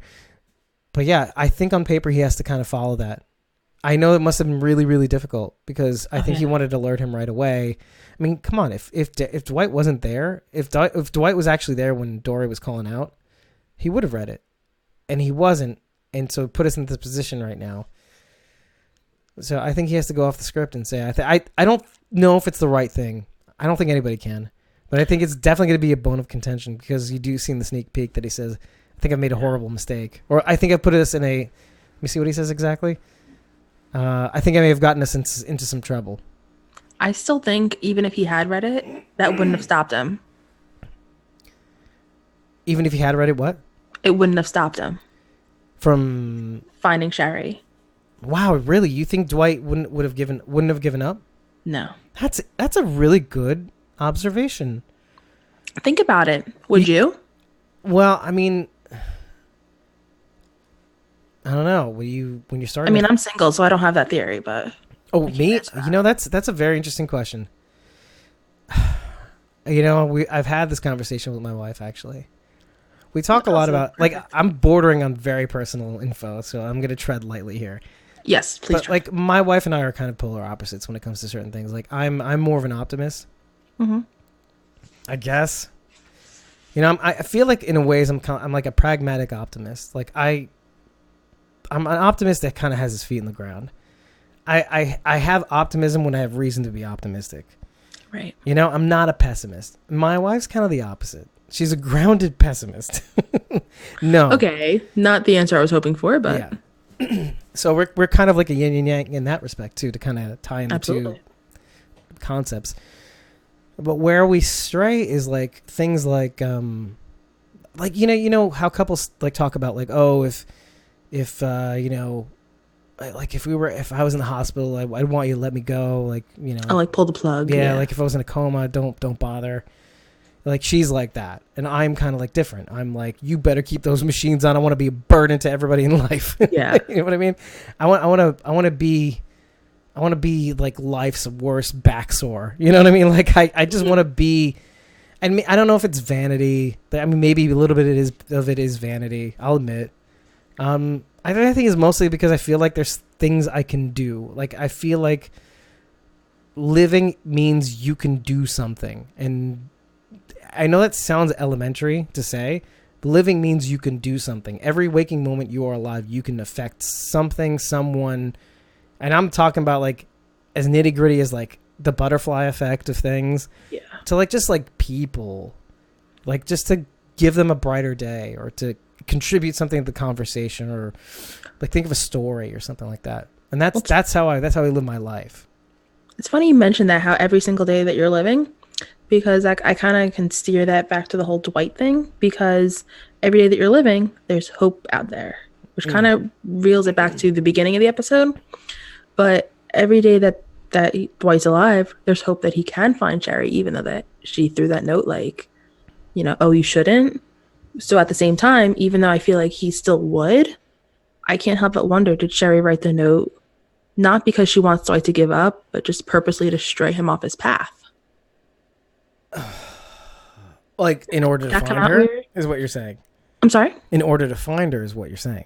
Right, like, she wrote the note. Now, I know I said before how, like, Dwight would continue. That's kind of funny.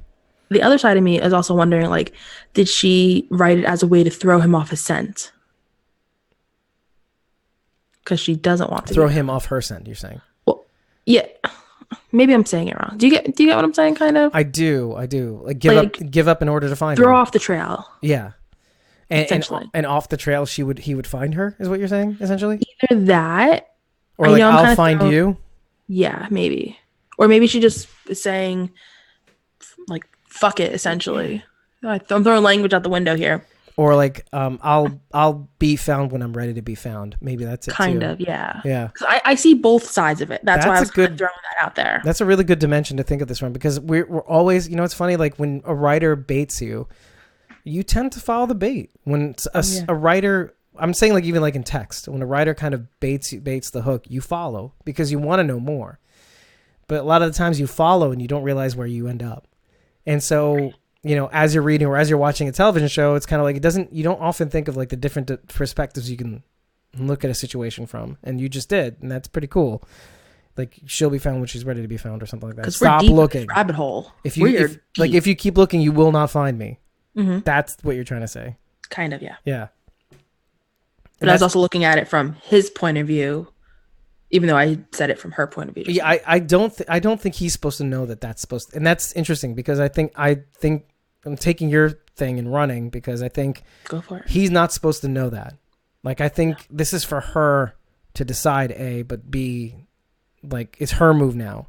He's made all the moves. I think it's her move. You know what I mean? Like he's not supposed to know that it's her move. Like give up hope so I can like come back. Right. It's kind of like, that also kind of brings up like Althea's thing, or was it Althea's thing? Yeah. Like something I said about Althea last week was like, you give up something of yourself, like your story, like Althea's story. And it's a big piece of her that she's kept hidden from everybody. And it's a big sacrifice to her in her mind. Oh yeah. And then you're supposed to, have faith that something good comes back in return. And that's kind of like the same idea that you kind of link these two ideas.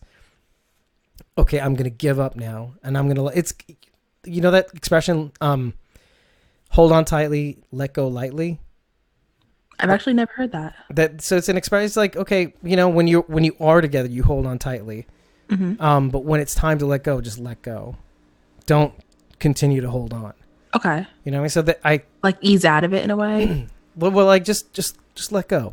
Okay. Or like if love is real, what I forget the expression, but like if love is meant to be, it'll return, something like that. Oh yeah, like let it go, and if it comes back to you, then it's meant to be. Right, exactly. So it's kind of like that. I could totally see that, especially with the letters.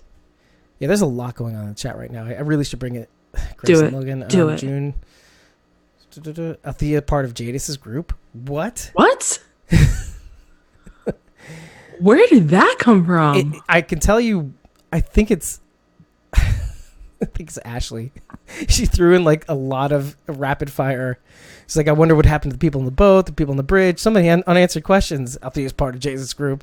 I don't see similarities between Lost and Fear. Okay, well that's when we were talking about that. Okay.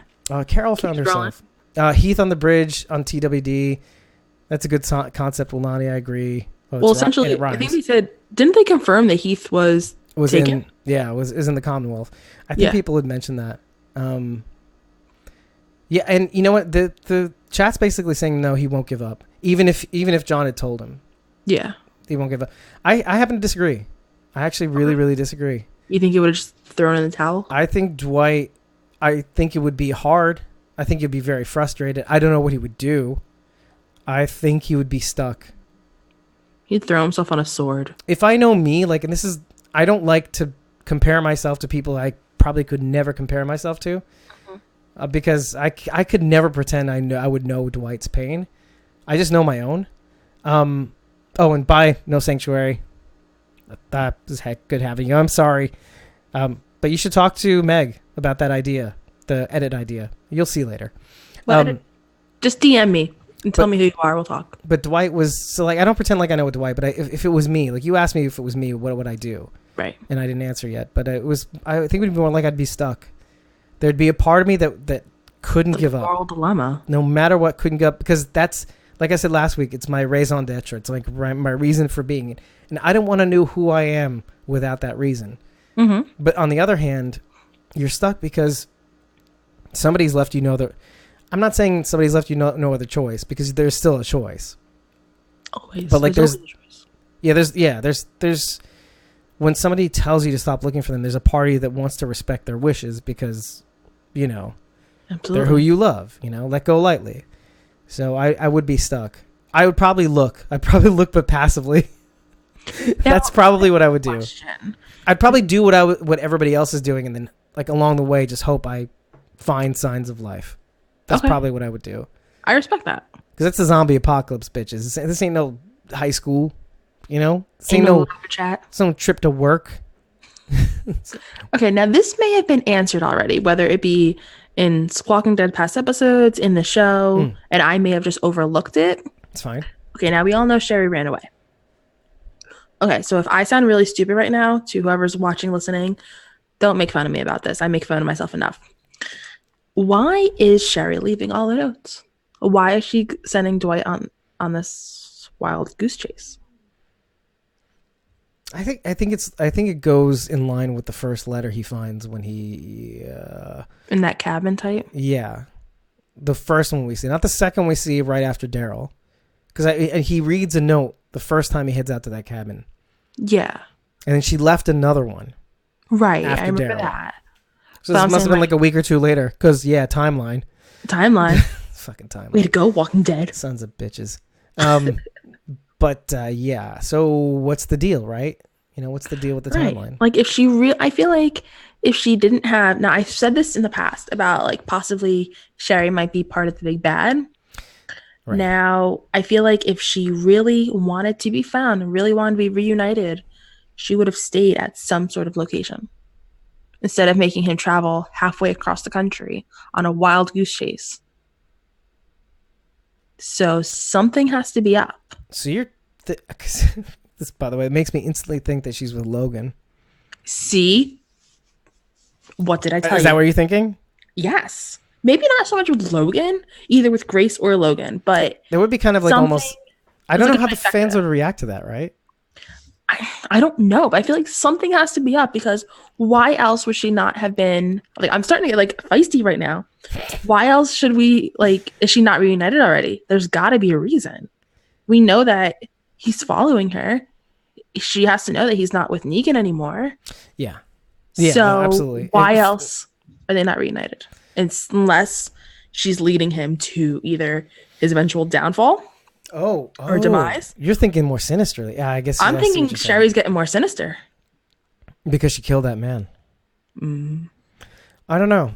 Oh, and maybe it's like little breadcrumbs. You know, there's the yin and yang, and like Walani's saying, like, you know, there's the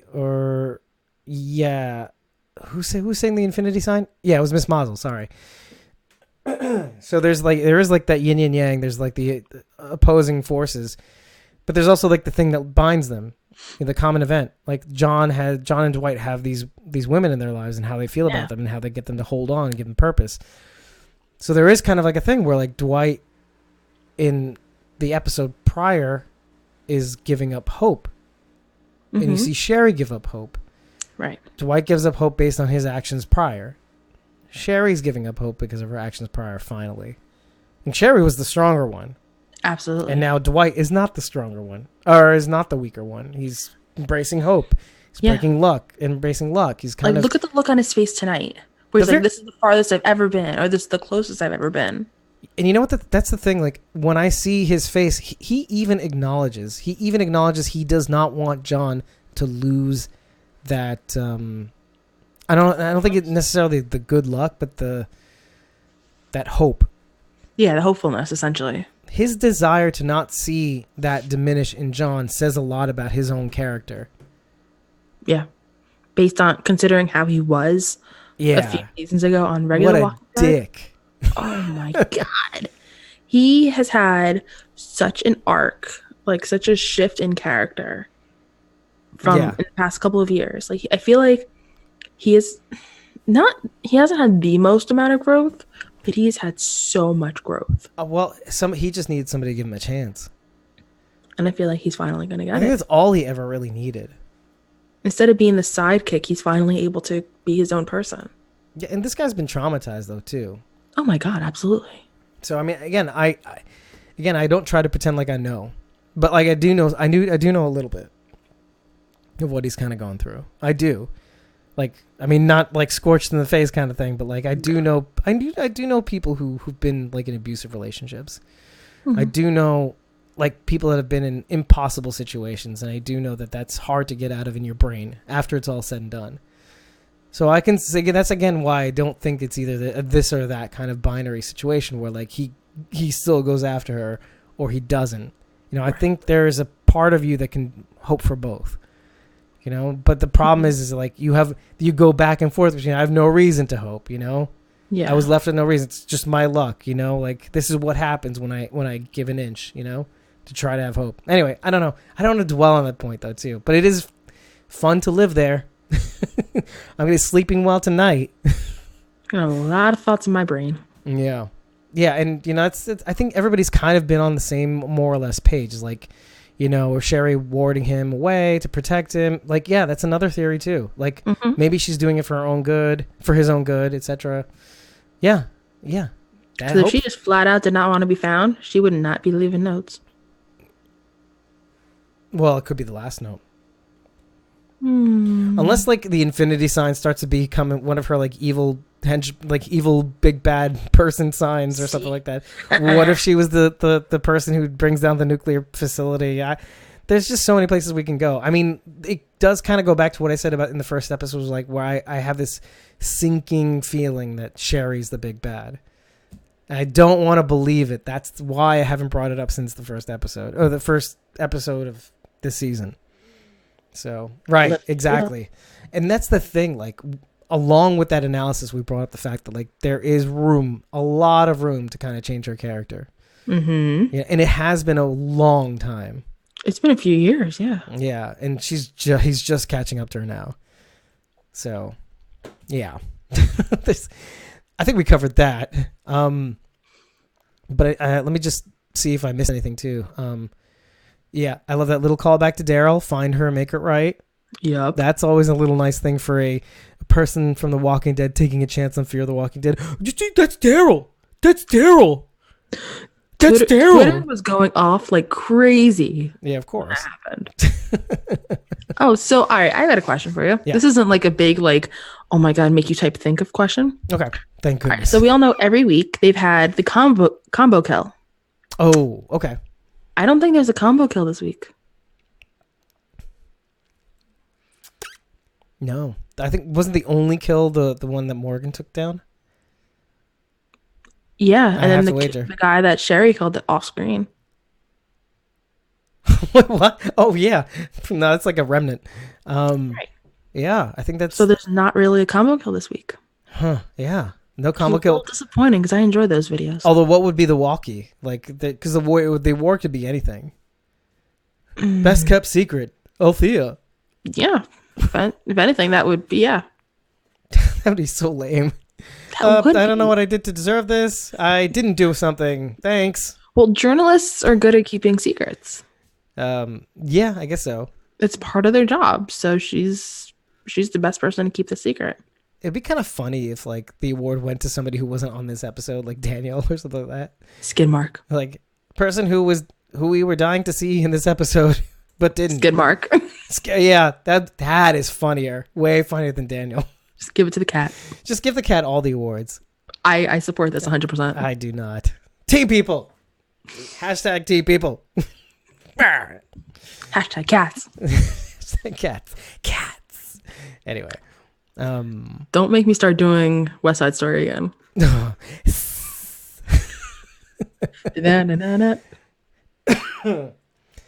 I got one little thing, then we'll go on the next topic. Okay, well, I just kind of wanted to just bring up one thing: how the hurricane. That was it. What was that? Just the jets, the jets and the jets. That was all I wanted to do. Yeah.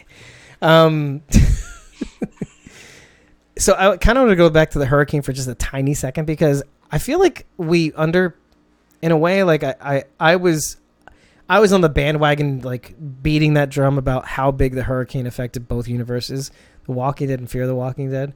Wait, the hurricane from last season? From last season, I had speculated that same hurricane had taken out the bridges in The Walking Dead, which is why they had to rebuild.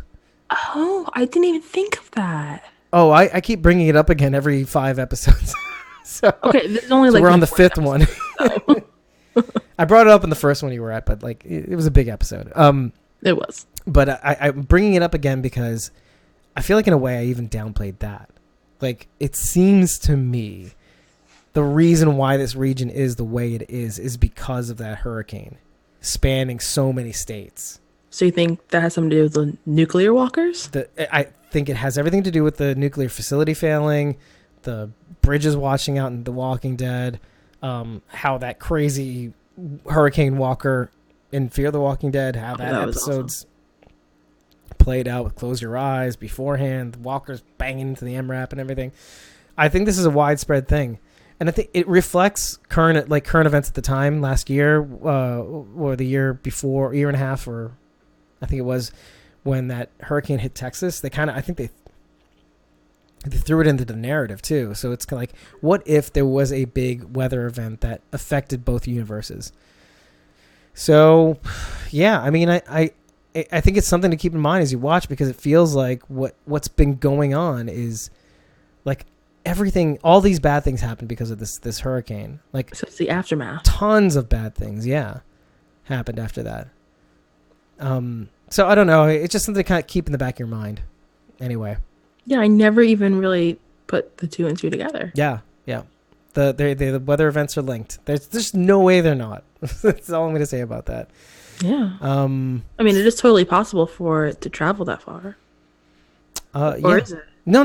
Well, I mean, no, not usually. Not usually. But I do see, I mean, I remember like when we were younger, there's like El Nino. There was all these huge ass hurricanes that like took out like the South. And mostly the coastal cities of Florida. And well, look at Sandy 6 years ago. Or, like 5, 6 years ago. Which was also unusual because, like, you know, things like that don't generally. But that's the thing. They happened a couple years in a row. Well, not a couple years in a row, but like there was a Katrina, like not Katrina. Started with a K. That weather event beforehand. I literally taped my windows for that. Nothing happened. Oh yeah, I remember it was like Irene or something. Irene, yeah, something like that. Sorry, it was just before Sandy, and it was like I slept through it.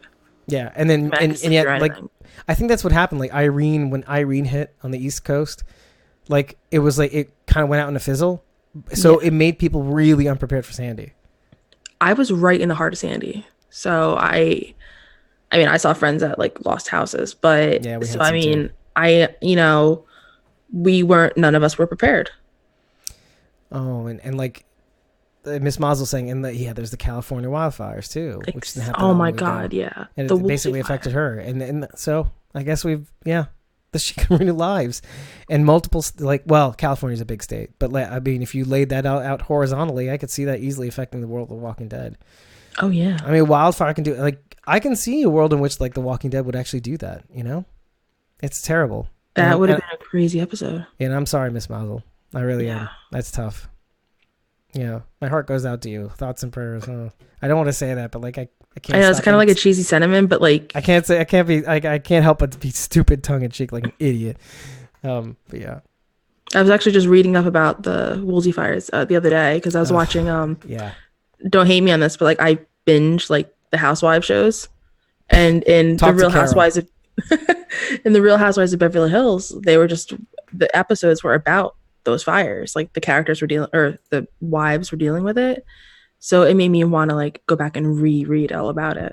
Oh yeah, I was like deep in the rabbit hole of the Wikipedia pages. Yeah, I think I was like getting updated by like the Joe Rogan podcast at the time too, like what was going on next, because it was affecting him as well. Like he was like Northern California area. I was oh my God, I was refreshing my my websites like crazy. Yeah. It's unbelievable. Oh, and Philip DeFranco did a good deep dive into that when he started doing long form investigative, like single issue reports and stuff like that. So he did a really good episode on the fires. It's probably like several months ago, 5 or 6. Back in December with the fire, or November with the fires. Yeah. So a couple months afterwards, in the aftermath, really good deep dive. So if you want to see that, you should definitely check that out. Yeah, I mean, we're like about an hour and 40 minutes into this episode. I kind of want to... I mean, I love that they brought up Jim's self-sacrifice again. Oh, Jimbo saved the day. I think it's so important, like, that they kind of brought this back, and then it ends up being the device of their of their saving grace. You know, like the more they looked into it, but like the idea, it's so powerful. That's why I brought up hope earlier on, like how there's these seeds that they plant, and then had Sarah not waxed about Jimbo's self-sacrifice, you know, like he knew he was a goner, so he did the right thing. Yeah. You know, like had they not done that, there is a value, I guess, in hope. I think that's why it's so difficult for me to kind of be in the TWD train and be like, oh, moral compasses are going to get it. They're going to get it. And I'm like, no, they're not going to get it. Maybe they're not. I don't know. There's something about it, because then you see a big balloon emerge from the cliffside. Oh, God. Alagonzo. I have a question about Jimbo. Well, it's also more so about Sarah. Okay, so remember earlier in the season where Sarah was looking and she saw the picture, I think it was either of Jimbo or saw the picture of like his advertisement for the beer, and she's like, I wish you were here. Right, okay. You missed a shit pile of moho, Jimbo. Yes. Now look at tonight's episode. Strand mentioned Jimbo and she like kind of like lost her shit in a way. Like not full on lost her shit, but she like snapped at him. Right. Okay. Now do you think Sarah might have some sort of guilt over Jimbo's death, even though it was self-sacrifice? I don't think so.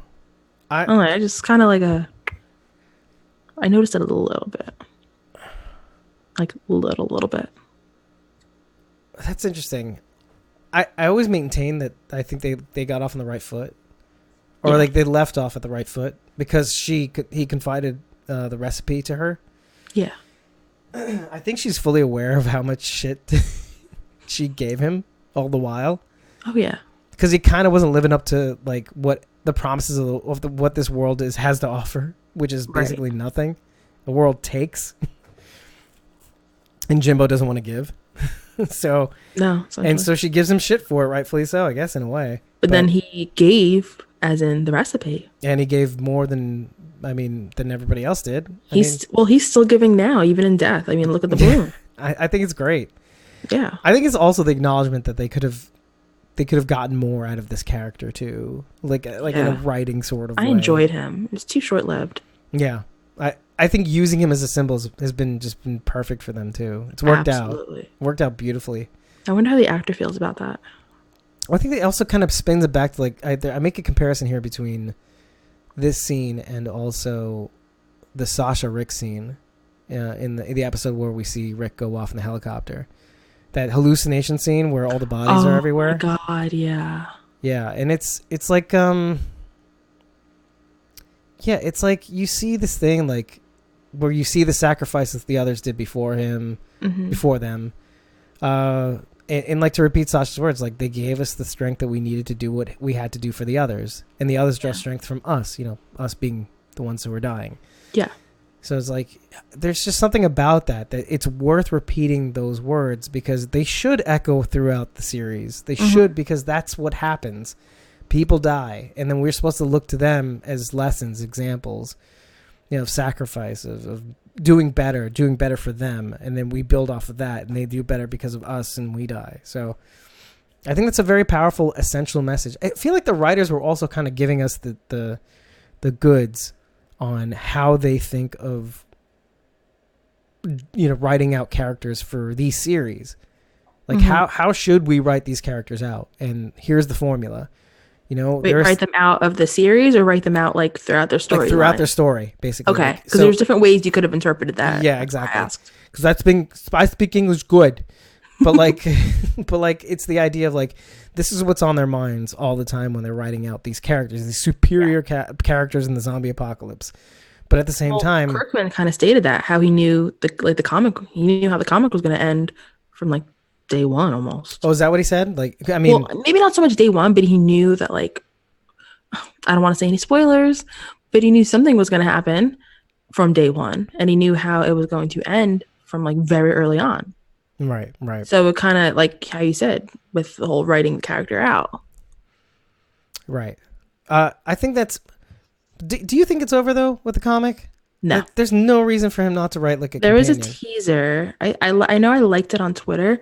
Somebody wrote something, and it says, "Don't believe everything you see." Oh, you know, the I comic. think you saw that tweet. I didn't see it, and there's part of me that like doesn't want to see any more on the subject because I don't read the comics, and I kind of want to. I am going to end up reading them, but the Okay, the I point will is not say anything. the comic books do a lot of that stuff though. Like Yeah. Marvel Comics does do a lot of like in the future episodes or in the future issues, and then I don't sometimes they have to believe write themselves out of it too. By the way, Because I'm saying the way they ended it, like it was so abrupt because they were like, oh, the show or the comics can live on without Rick, oh well, maybe. and I then they don't end know. it. I don't know. Yeah, that's a tough one to swallow. Yeah. Am I right? Am I right? Right? I will say though, going back to what you said about like that Sasha and Rick's final chat, Yeah, like the in idea of Rick's final sacrifice. episode, Right. Sasha is a great example of self-sacrifice. Yeah. Yeah. Jimbo, like the same thing as Jimbo. Exact Right? same. There's so many similarities there. Yeah, knowing your numbers up and doing, dealing out the worst games. I think that's why, like, there was a part of me that, like, remember when I asked the question, like, why didn't Althea claw Isabel's eyes out Yeah. at that last moment? Because she didn't, she told her to turn around. It's like, fuck you, I'm not turning around. Fuck you, I'm claws your bitch ass eyes out. Done. Like, you know what I mean? So there was like that part of me that's kind of like, well, there was a moment there like that, because Althea's no slouch. You've seen Althea get out of binds before. She hasn't been able to with Isabel. That aside, like where there was a will, there was a way. And this year, mostly last year, you see her get out of binds like 3 times and try to knock the hell out of everybody. She knocks out Madison in that one scene, the mid-season finale. Or yes, so. Like Althea's a badass. Yeah, she's a badass. She does not like being in captivity. Does not like to be cornered. I'll go this way. She's going to go the other way. It may be the more difficult way, but she's going to do it and she's going to dominate it. Yeah. And I'm talking with my hands again. That's fine. You got the flow. But I think that's the thing. Like, yeah, I don't know what we're talking about anymore. I don't know. And on that note, sacrifices, whatever. Whatever, sacrifices, who needs them? But yeah, Sasha and Jimbo. Again, I hope this is a thing that continues. I like that these ideas, these symbols are like used as devices. Like that there's that there's meaning to them. I hated shows in the past, like you're talking about 20 years ago or maybe 15 years ago, where you have these references to characters that existed that we never hear from again, like Hershel, like Dale, like Bob, things like that. You never hear about them again. But like, I love it when a show makes a conscious effort to kind of call back to memorialize them in a way. Yeah, cement their essence in stone to kind of make them a device. Like Hershel kind of was, as long as Maggie was on the show, Hershel was referenced, right? Literally. And Glenn was referenced a lot. I mean, look at how many times we saw Glenn's grave. Yeah, like when Gregory wanted to kill Maggie. Right. Correct. So I agree with what you said, like like Dale, that, but like Shane's still referenced. Ooh, well hadn't been for a while. Not anymore, but like when Rick came clean to Michonne about like Shane and Lori. Oh yeah. Yeah. I feel like that was the last time, but he was still referenced for a while. Yeah. Yeah. But the difference is the continuing to use them as a device to like almost as a narrative device to steer the narrative. I get it literally is a narrative kind of like anchor to where they actually use the balloon in the photo memorializing that. That's crazy. That's so ridiculous, but it works. It's kind of like I think we even like raised this question like on one of these episodes recently. Like, did like Hershel's farm? Are they going to ever go back to that or something? You know what I mean? I'm keeping my mouth shut right now. Right, but right. Exactly. No, it has to do with something. The comic books. I wouldn't say. I got you. I got you. Don't worry about it. That's all. Nothing else to say. Nothing to see here. I hope they do go back though in the show because season 2 is my favorite season. I think it's a lot of people's. Yeah. Well. It's a lot of, you know what? There's 2, 3. There's 2, 3, 4. 2, 3, 4 is my favorite, and a lot of people like 5. I can see that because it's beginning of Alexandria. Yeah, exactly. Your world's gonna change, brother.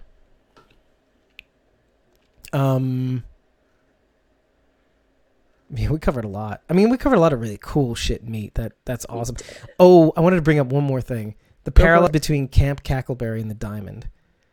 And my God, I was thinking of that actually. And it was like this one quote. It was built perfect for what was going on. That's what Annie says to Alicia. And I'm like, and of course it goes back to the conversation, Madison's last words, etc., etc. There's so much back and forth, and the irony of Alicia's conversation with Morgan of like, I'm supposed to be the one to lead. Like, I'm the leader. Annie's saying, I'm the leader. I get to decide. It's like, holy shit, Alicia's on notice. She's like, oh my God, I'm an idiot. That was the perfect conversation, and Alicia was the perfect person to have that conversation with. Exactly, because she needed to be schooled. Oh yeah.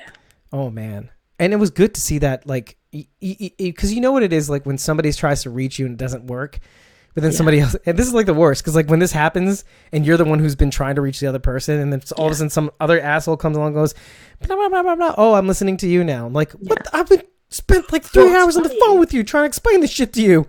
Because, like, I know, like, when I was a kid, like, if I was having issues, my mom would try to talk to me, and I didn't want to hear any part of it. Not listening. But, like, my aunt would come in and, like, total third party, and I would totally listen to everything she said. It's so unfair, isn't it? It's so unfair. I feel so bad for my mom. I'm sorry, Mom. I know you're not watching or listening or will ever see this, but I'm sorry. I mean, I know you're listening. Yeah, no, she's, like, dead asleep right now. Well, later. This is for later. We're time traveling now. Okay, I will personally send her this clip. But yeah, it's the worst. But like, yeah, I mean, when it's Annie though, it's like, oh my God, this is what Morgan was trying to tell me. Oh my God, yeah. Oh my God. Like, you could see it on her face a little bit too. Like, it goes along with the tension that's going back and forth for her trying to reach her. She's like, oh my God, this is the thing that Morgan was telling me. Holy shit. I just found that, like, but again, like, this show is rife with things like that. The interconnectedness of like John Dorie and all that stuff. I literally wrote in my notes, hey Grace, no one's gone till they're gone. And then I wrote, and yet. But my question is she making a mistake going at it alone? Because this is a theme too. Wait, Grace? Yeah, going at it alone at the nuclear facility. Because there are people that are going at it alone. She's been going at it alone this whole season. Yeah. And we praised her for it too, remember? We did earlier on. Yeah, and now is that gonna... I'm not so sure. Yeah. I think it was only because when we put her against other people, like Alicia going at it alone. Right. Like, okay, you can't make all the decisions for everybody, Alicia. Okay, you gotta, it's not up to you to keep everybody safe. Exactly. But then when we look at Grace going at it alone, it's kind of like, oh. And like in this episode, we're like, oh. And Annie going at it alone. I'm the one to decide. Okay, Mom. There's again, yeah. And by the way, Madison did that too. She did. Madison subverted everybody. Like, it was Madison's way. At certain times, yes, it was. It was the bridges of Madison's county. Oh, nice. I like what you did there. That's right. I see what you did. But yeah, but it literally was. She would subvert everybody to get her way slid across the table. Charlie was not going back to was it the other way around? Like, yeah, exactly. So, hell or high water, we would make our stand. This is our place. We're not leaving. And that was part of the reason the diamond fell. Yeah, and also they didn't listen to her. They also didn't listen to her. Yeah. I mean, we talked about this. Like, had they listened to her, I think it would have been all right. Like, because they wouldn't have opened the doors, the walkers wouldn't have come through, all that stuff. Mm-hmm. Oh, there's so many theories we could have talked about. Yeah, at the time. You should listen to that episode though. That mid-season finale. All right, I'm gonna have to go back to that. I'd probably cry all over again. But like I said, I mentioned the Legend of Zelda in there, so that's all you need to know. That's enough right there. You got me sold. Yeah. There's a lot of episodes before I joined, so that's a lot of listening. We started the beginning of season 8 of The Walking Dead. No, I'm saying there's like a lot of episodes of Walking Dead before I joined it. That's what I mean. Yeah. Yeah. There's quite a lot. Yeah, that's like 50 something hours. At least. Yeah, if you listen to the audio podcast, it's a lot quicker. You shave I'm gonna so go watch much time. Live stream. Oh my God. No, I'm not gonna do that to myself. Well, we didn't even start live streaming until episode 24, so just so everybody knows. Episode 24 was our first one. That was the mid-season finale of... yeah, that's funny. The mid-season finale, or mid-season break episode of Fear the Walking Dead. We were pre-recording prior to that. Just so everybody knows. So if you want to see some real awkwardness, that live show is awkward. I cannot wait to see that. That's perfect. Next week, though, I know I'm like kind of jumping ahead. Next week, we got to talk about, because after next week's show is going to be San Diego Comic-Con. And so that would be episode 7 too, right? And so yeah, episode 8 is the week after, and then we're not broadcasting because fucking Talking Dead. Right. Yes. Okay. SDCC. Gotcha. Right. I mean, SDCC happens after episode 7. Right. So the week after that, meaning like during So episode 7 airs on a week from today. Yeah. And SDCC is like the weekend after. The week after, the following Saturday. The following Friday. Oh, right. That's what I meant. Yeah, it's the 19th, and 5A ends the 21st. Right. That's gonna be an interesting weekend. I mean, I'm trying to figure out what takes more priority too. Like a lot of the things are happening on SDCC, right? Yeah. And then BMNY is having their panel in NYCC. So yeah, it's like a tough thing to kind of follow too. Yeah. You know, where do my loyalties lie? I could do both. Could technically. Fuck myself. Wait, are you going to NYCC? I think I might have to. Because I'm going Friday and Saturday. If I don't know now, I probably won't go. Probably not. There's a lot the readers, the watchers may not know this, and the Instagram stream just gave up. But let me actually I can say this now because it's probably not that important. But like, yeah, a lot of you people don't know. Like, there's a lot of personal stuff going on with my families right now because of sicknesses in the family. It's just really bad. So I figured I should bring that up, and I don't know what's going on. It's kind of spoiled my vacation plans. Which is kind of, I know it's a shitty thing to say, but like, it's just to illustrate that there's a lot going on. So yeah, that's been going on in my mind. I am bringing the stream up now. I'm narrating. It's a beautiful thing. I like the commentary. I take it. Exactly. And begin streaming. All right. I know. Hold on. Let's wait till we are officially on. No snaps. Okay, that's fine. Sorry to keep you guys online for so long. This has been a very action-packed filled episode. Oh, absolutely. Actually, this has been a very meaty episode with like a lot of tie-ins. I think a lot of parallels. I think the only question really left to ask, and there may be more because of the sneak peeks, but do you think Annie's right about? Like, does a part of you think that Annie's right to kind of hide behind the dead, as Alicia says? Yes and no. So what makes you say yes? Because it works? I'm very devil's advocate with this whole episode. Yeah. I've said yes and no to almost all your questions. We're both contrarians. That's the thing. So I see why she wants to hide behind the dead. And I've said this earlier tonight about how she feels like if she gets close to this group, will history repeat itself and she has to go through all the trauma that she went through with losing her parents. Right, because the worst part about that is it wouldn't be their fault. Exactly. They would be and there's literally nothing she could have done about it. Right. But so I can see why she wants to hide behind the dead. Right. But it's also bad to hide behind the dead because they're like what? Annie's like what? Like 13, 14 maybe, give or take. Yeah. Even if she does know that, like, she doesn't have supremacy over her actions. Like, there's a part of that should know, even though she is young, that like, come on, girl. It only took one routine going awry. And they were at your doors. And by the way, in the sneak peek, you do see that very same thing happening with them right now. Well, like, I just don't think she can, save her brothers as good as she thinks she can by, hiding behind the walkers. So I feel like she shouldn't and just team up with them because strength in numbers. I think exactly. And I think, the more... didn't John Dorie kind of illustrate that illustrate that the best? Like, 2 pairs of eyes. He finds the check with Sherry's note. Yeah. I mean, what else do you need? There you go. What else do you need? John Dorie's prime example. So anyway. It just works with the buddy system. Like, we were taught that in elementary school. To use the buddy system. Yeah. There's value to that. So what is it, girls? I mean, you went to camp. Yeah. You should know, girl. Come on. Zoe went to camp and she knows this. Yeah, Zoe goes to camp. And she knows this. You know what? You know what makes Zoe even smarter? What? She's asleep right now, I think. This is all she does. Oh, okay, never mind. But that is smart. She's either playing or she's sleeping. There is no or eating. That's all she ever does. So she's like me. Okay.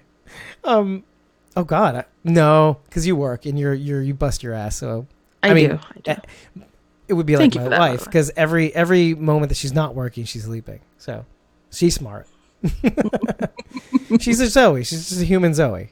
Oh, okay. That's a good comparison. It's like a Disney cartoon. Like, okay, whoop. Oh, so you're a Zoe human being comes now, to life, Zoe. If Zoe comes to life, she takes the form of your wife, essentially. Exactly. Yeah, exactly. Same person. Maybe she is. Where? Let me look in the other room. Like, if she's not there, you know where she is. She's on my couch. Evelyn. Zoe. Imagine that. Try to call for Evelyn. Evelyn? I swear to God, if her head lifted up, just then I would have lost it. Yeah, me too. Oh man, no, she's done. No, she's out. She's smart. Yeah. Okay, that motherfucking balloon. We got that. Yeah, I hit everything in my notes tonight. Oh well, the fact that the balloon touches down the irradiated area. Oh come on, we all knew that was going to happen. Yeah. That was still like the worst foreshadowing. Yeah. Yeah, kind of. I mean, but it has to happen if it's going to happen. Because nothing can be perfect. No. Because at least now, finally, it's really leading up because we have 2 episodes left before the break. Yeah, exactly. 7 and 8. So shit really needs to start hitting the fan. I think it will, based on some of the things you were saying last week when you horribly asked that Jenna Elfman. Yeah. It's hard to not give up the ghost. I do regret asking that. I regret it because I feel like I feel bad for saying pressure. That. No, I honestly I thought that after I said it because I feel like I kind of put the pressure on her. Yeah, because she's so nice and you're so nice. I know I'm nice. And so that's what happens when 2 nice people get together. It causes chaos. I know. Yeah, that's okay. So now when I see her in Atlanta, I'm like, oh my god. Oh my god. Yeah, exactly. That'll be me with like by then. Mo Collins. I'll be like that with Maggie Grace. I'll be like that with Alexa Nisenson, however you say her name. Nisenson. Yeah, Nisenson. I'll be like that with all of them. I will. I hope they do come to Walker Stalker Atlanta. They are. That's why I listed them. I want Daryl Mitchell to come too. He has not been announced, but they are not done announcing guests yet. I can imagine they're not. I mean, I would keep them close to my vest too. But let's see. Touching I have a couple of friends who will lose their shit if Dorie gets announced. Yeah, I think the wider universe is on the same page as you.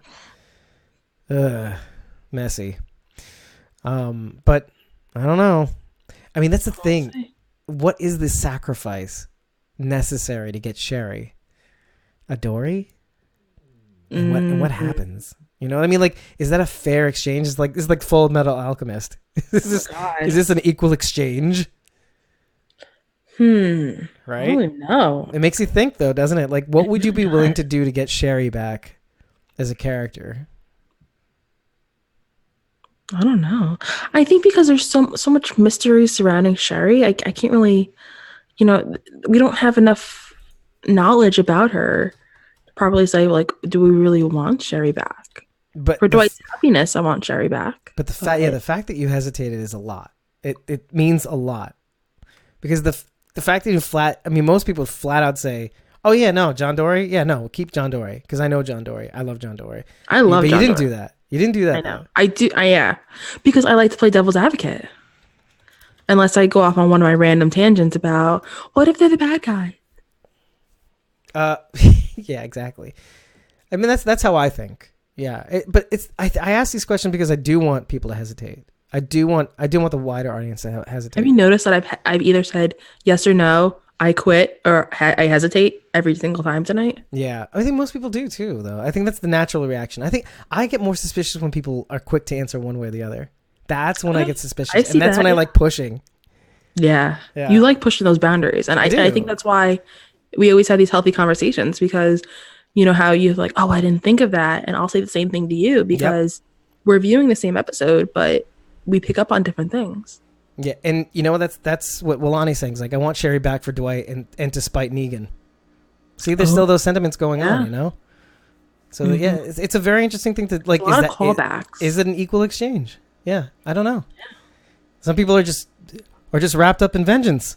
Willani.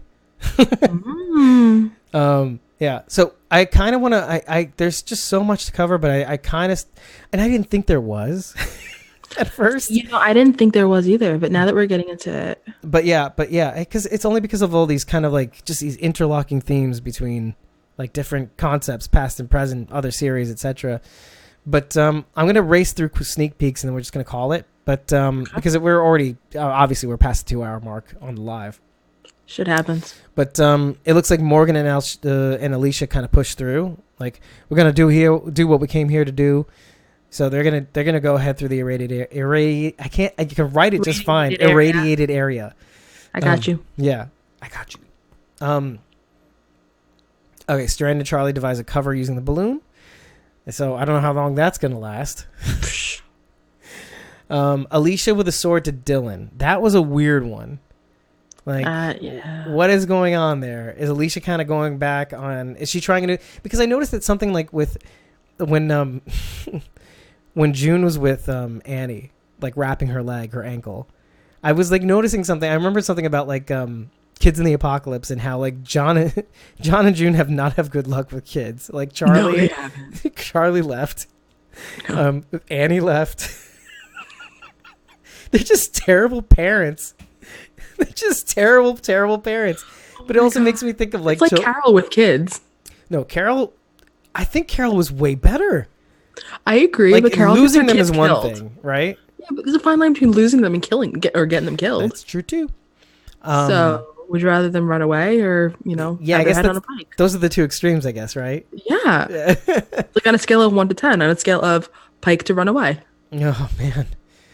Oh man, the two extremes. I went there. I mean, they run away. I mean, that's fine. I mean, I guess if you're too good a parent, or if you're a parent that excels at the apocalypse, you run the risks, right? And even Carl, or you just bake cookies and threaten that you'll die. And even Carl left. Yeah. Yeah. Nick left. I mean, the only one left is what's his name? The one that didn't get piked. Oh, Olivia. Rodney or Gage? Which one was it? Oh, that.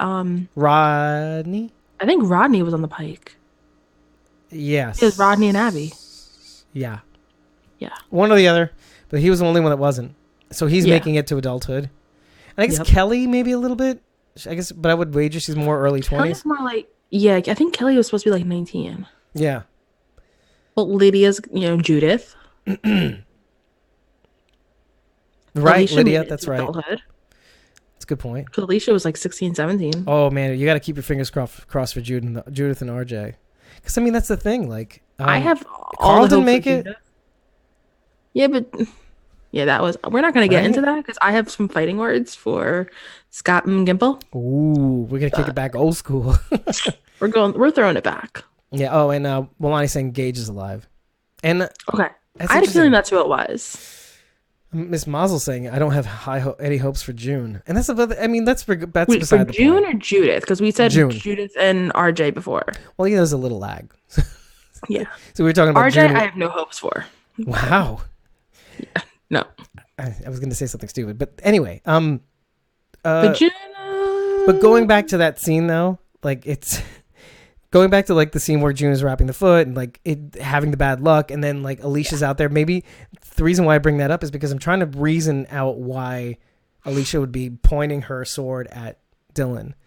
And I'm thinking to myself, is she taking the Carol school of dealing with kids? You know what I mean?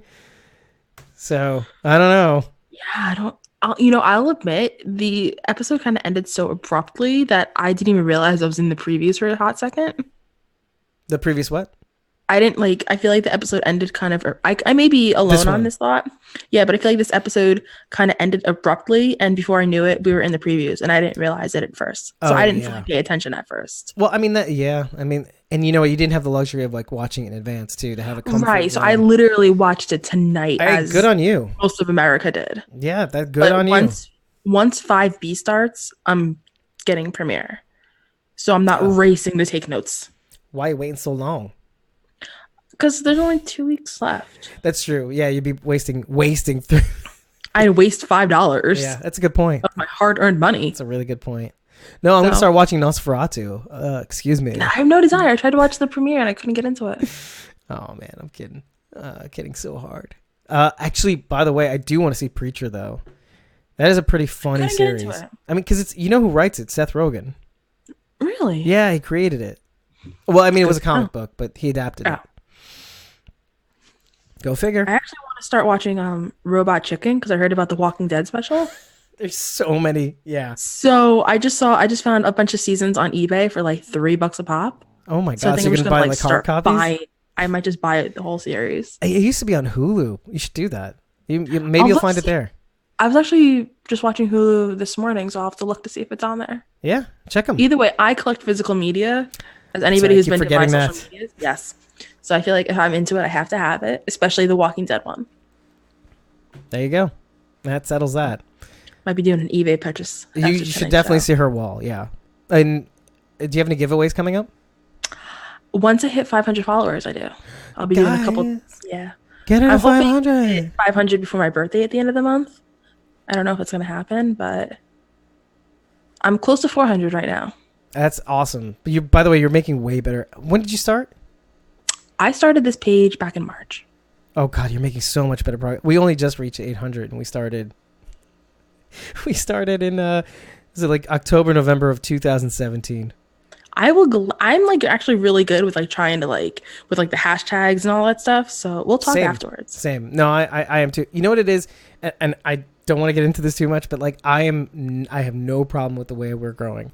I like that you have a steady climb. Yeah, I mean that's how I refer to it. I think there's something to be said about like having a steady climb of a real audience. Yeah.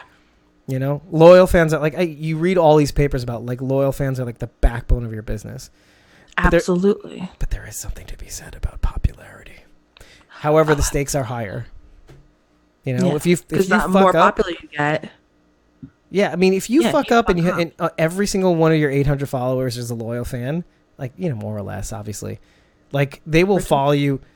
They will follow you the ends of the earth. Like, but if you fuck up and you're a popular platform, like The Walking Dead, like, I mean, not to steer it back, but like Walking Dead was a popular phenomenon. It wasn't just that they had loyal fans, which they did. It was just a phenomenon. Yeah, it was everywhere. People would watch it casually without thinking any deeper than the most people. On the surface. Yeah, and you know, when things started to go awry, they left. I mean, so there are consequences, but you know, same can be said with Walker Stalker.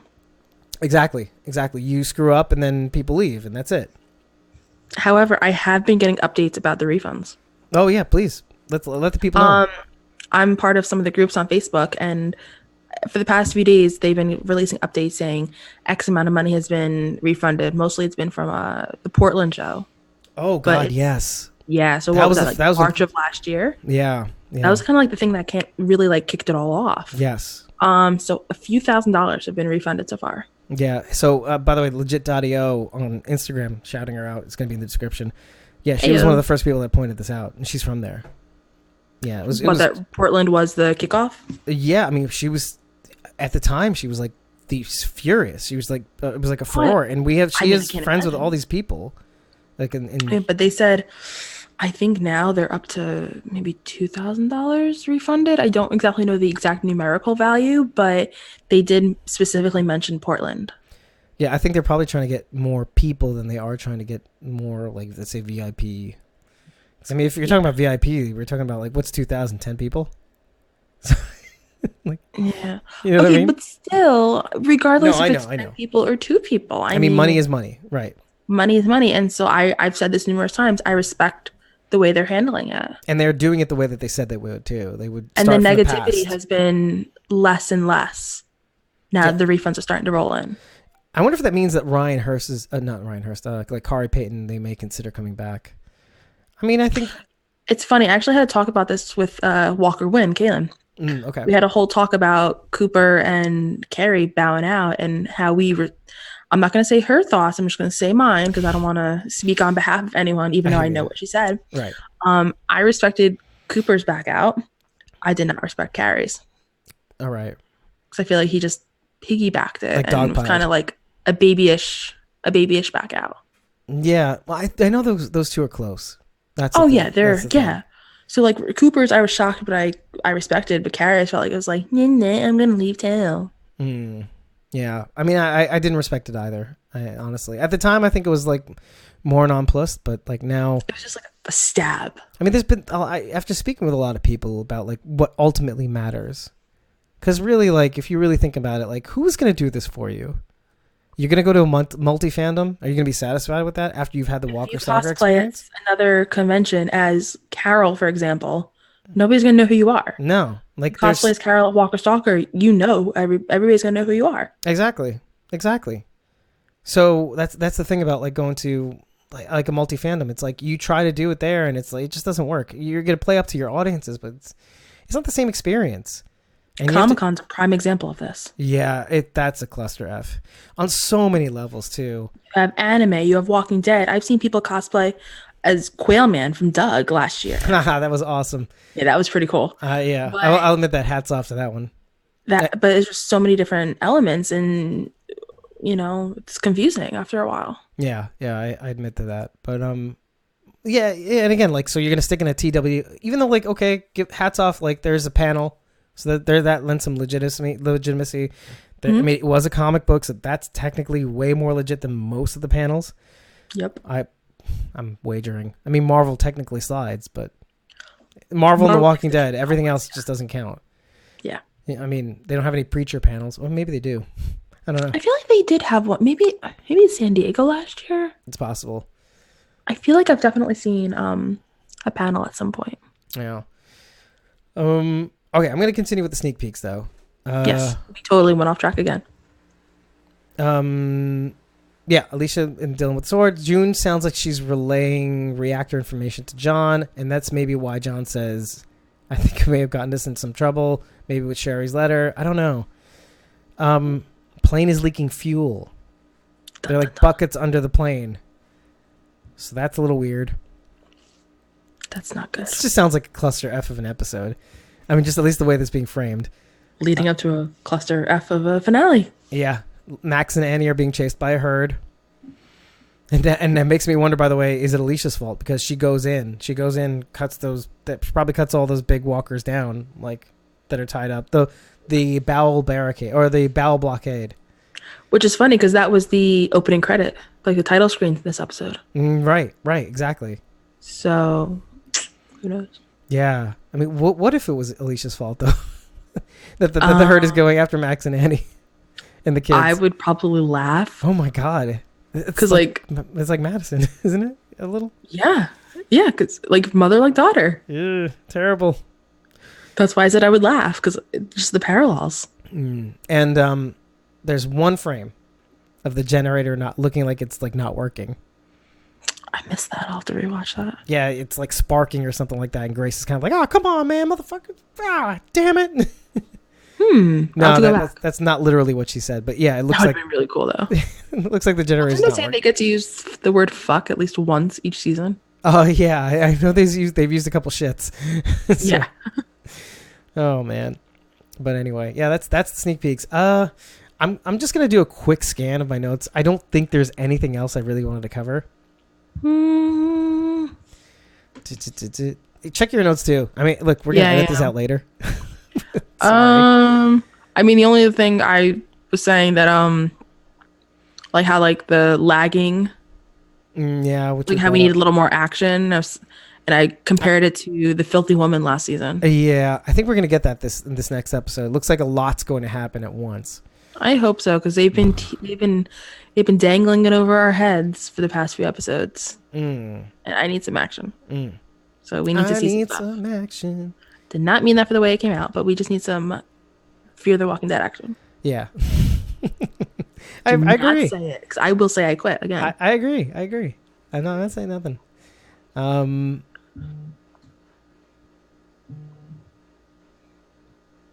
Yeah. Man, I don't know, man. I'm so fucking wordy. And like usually, like my notes are be like paragraphs, so I'm like trying to like cut it down.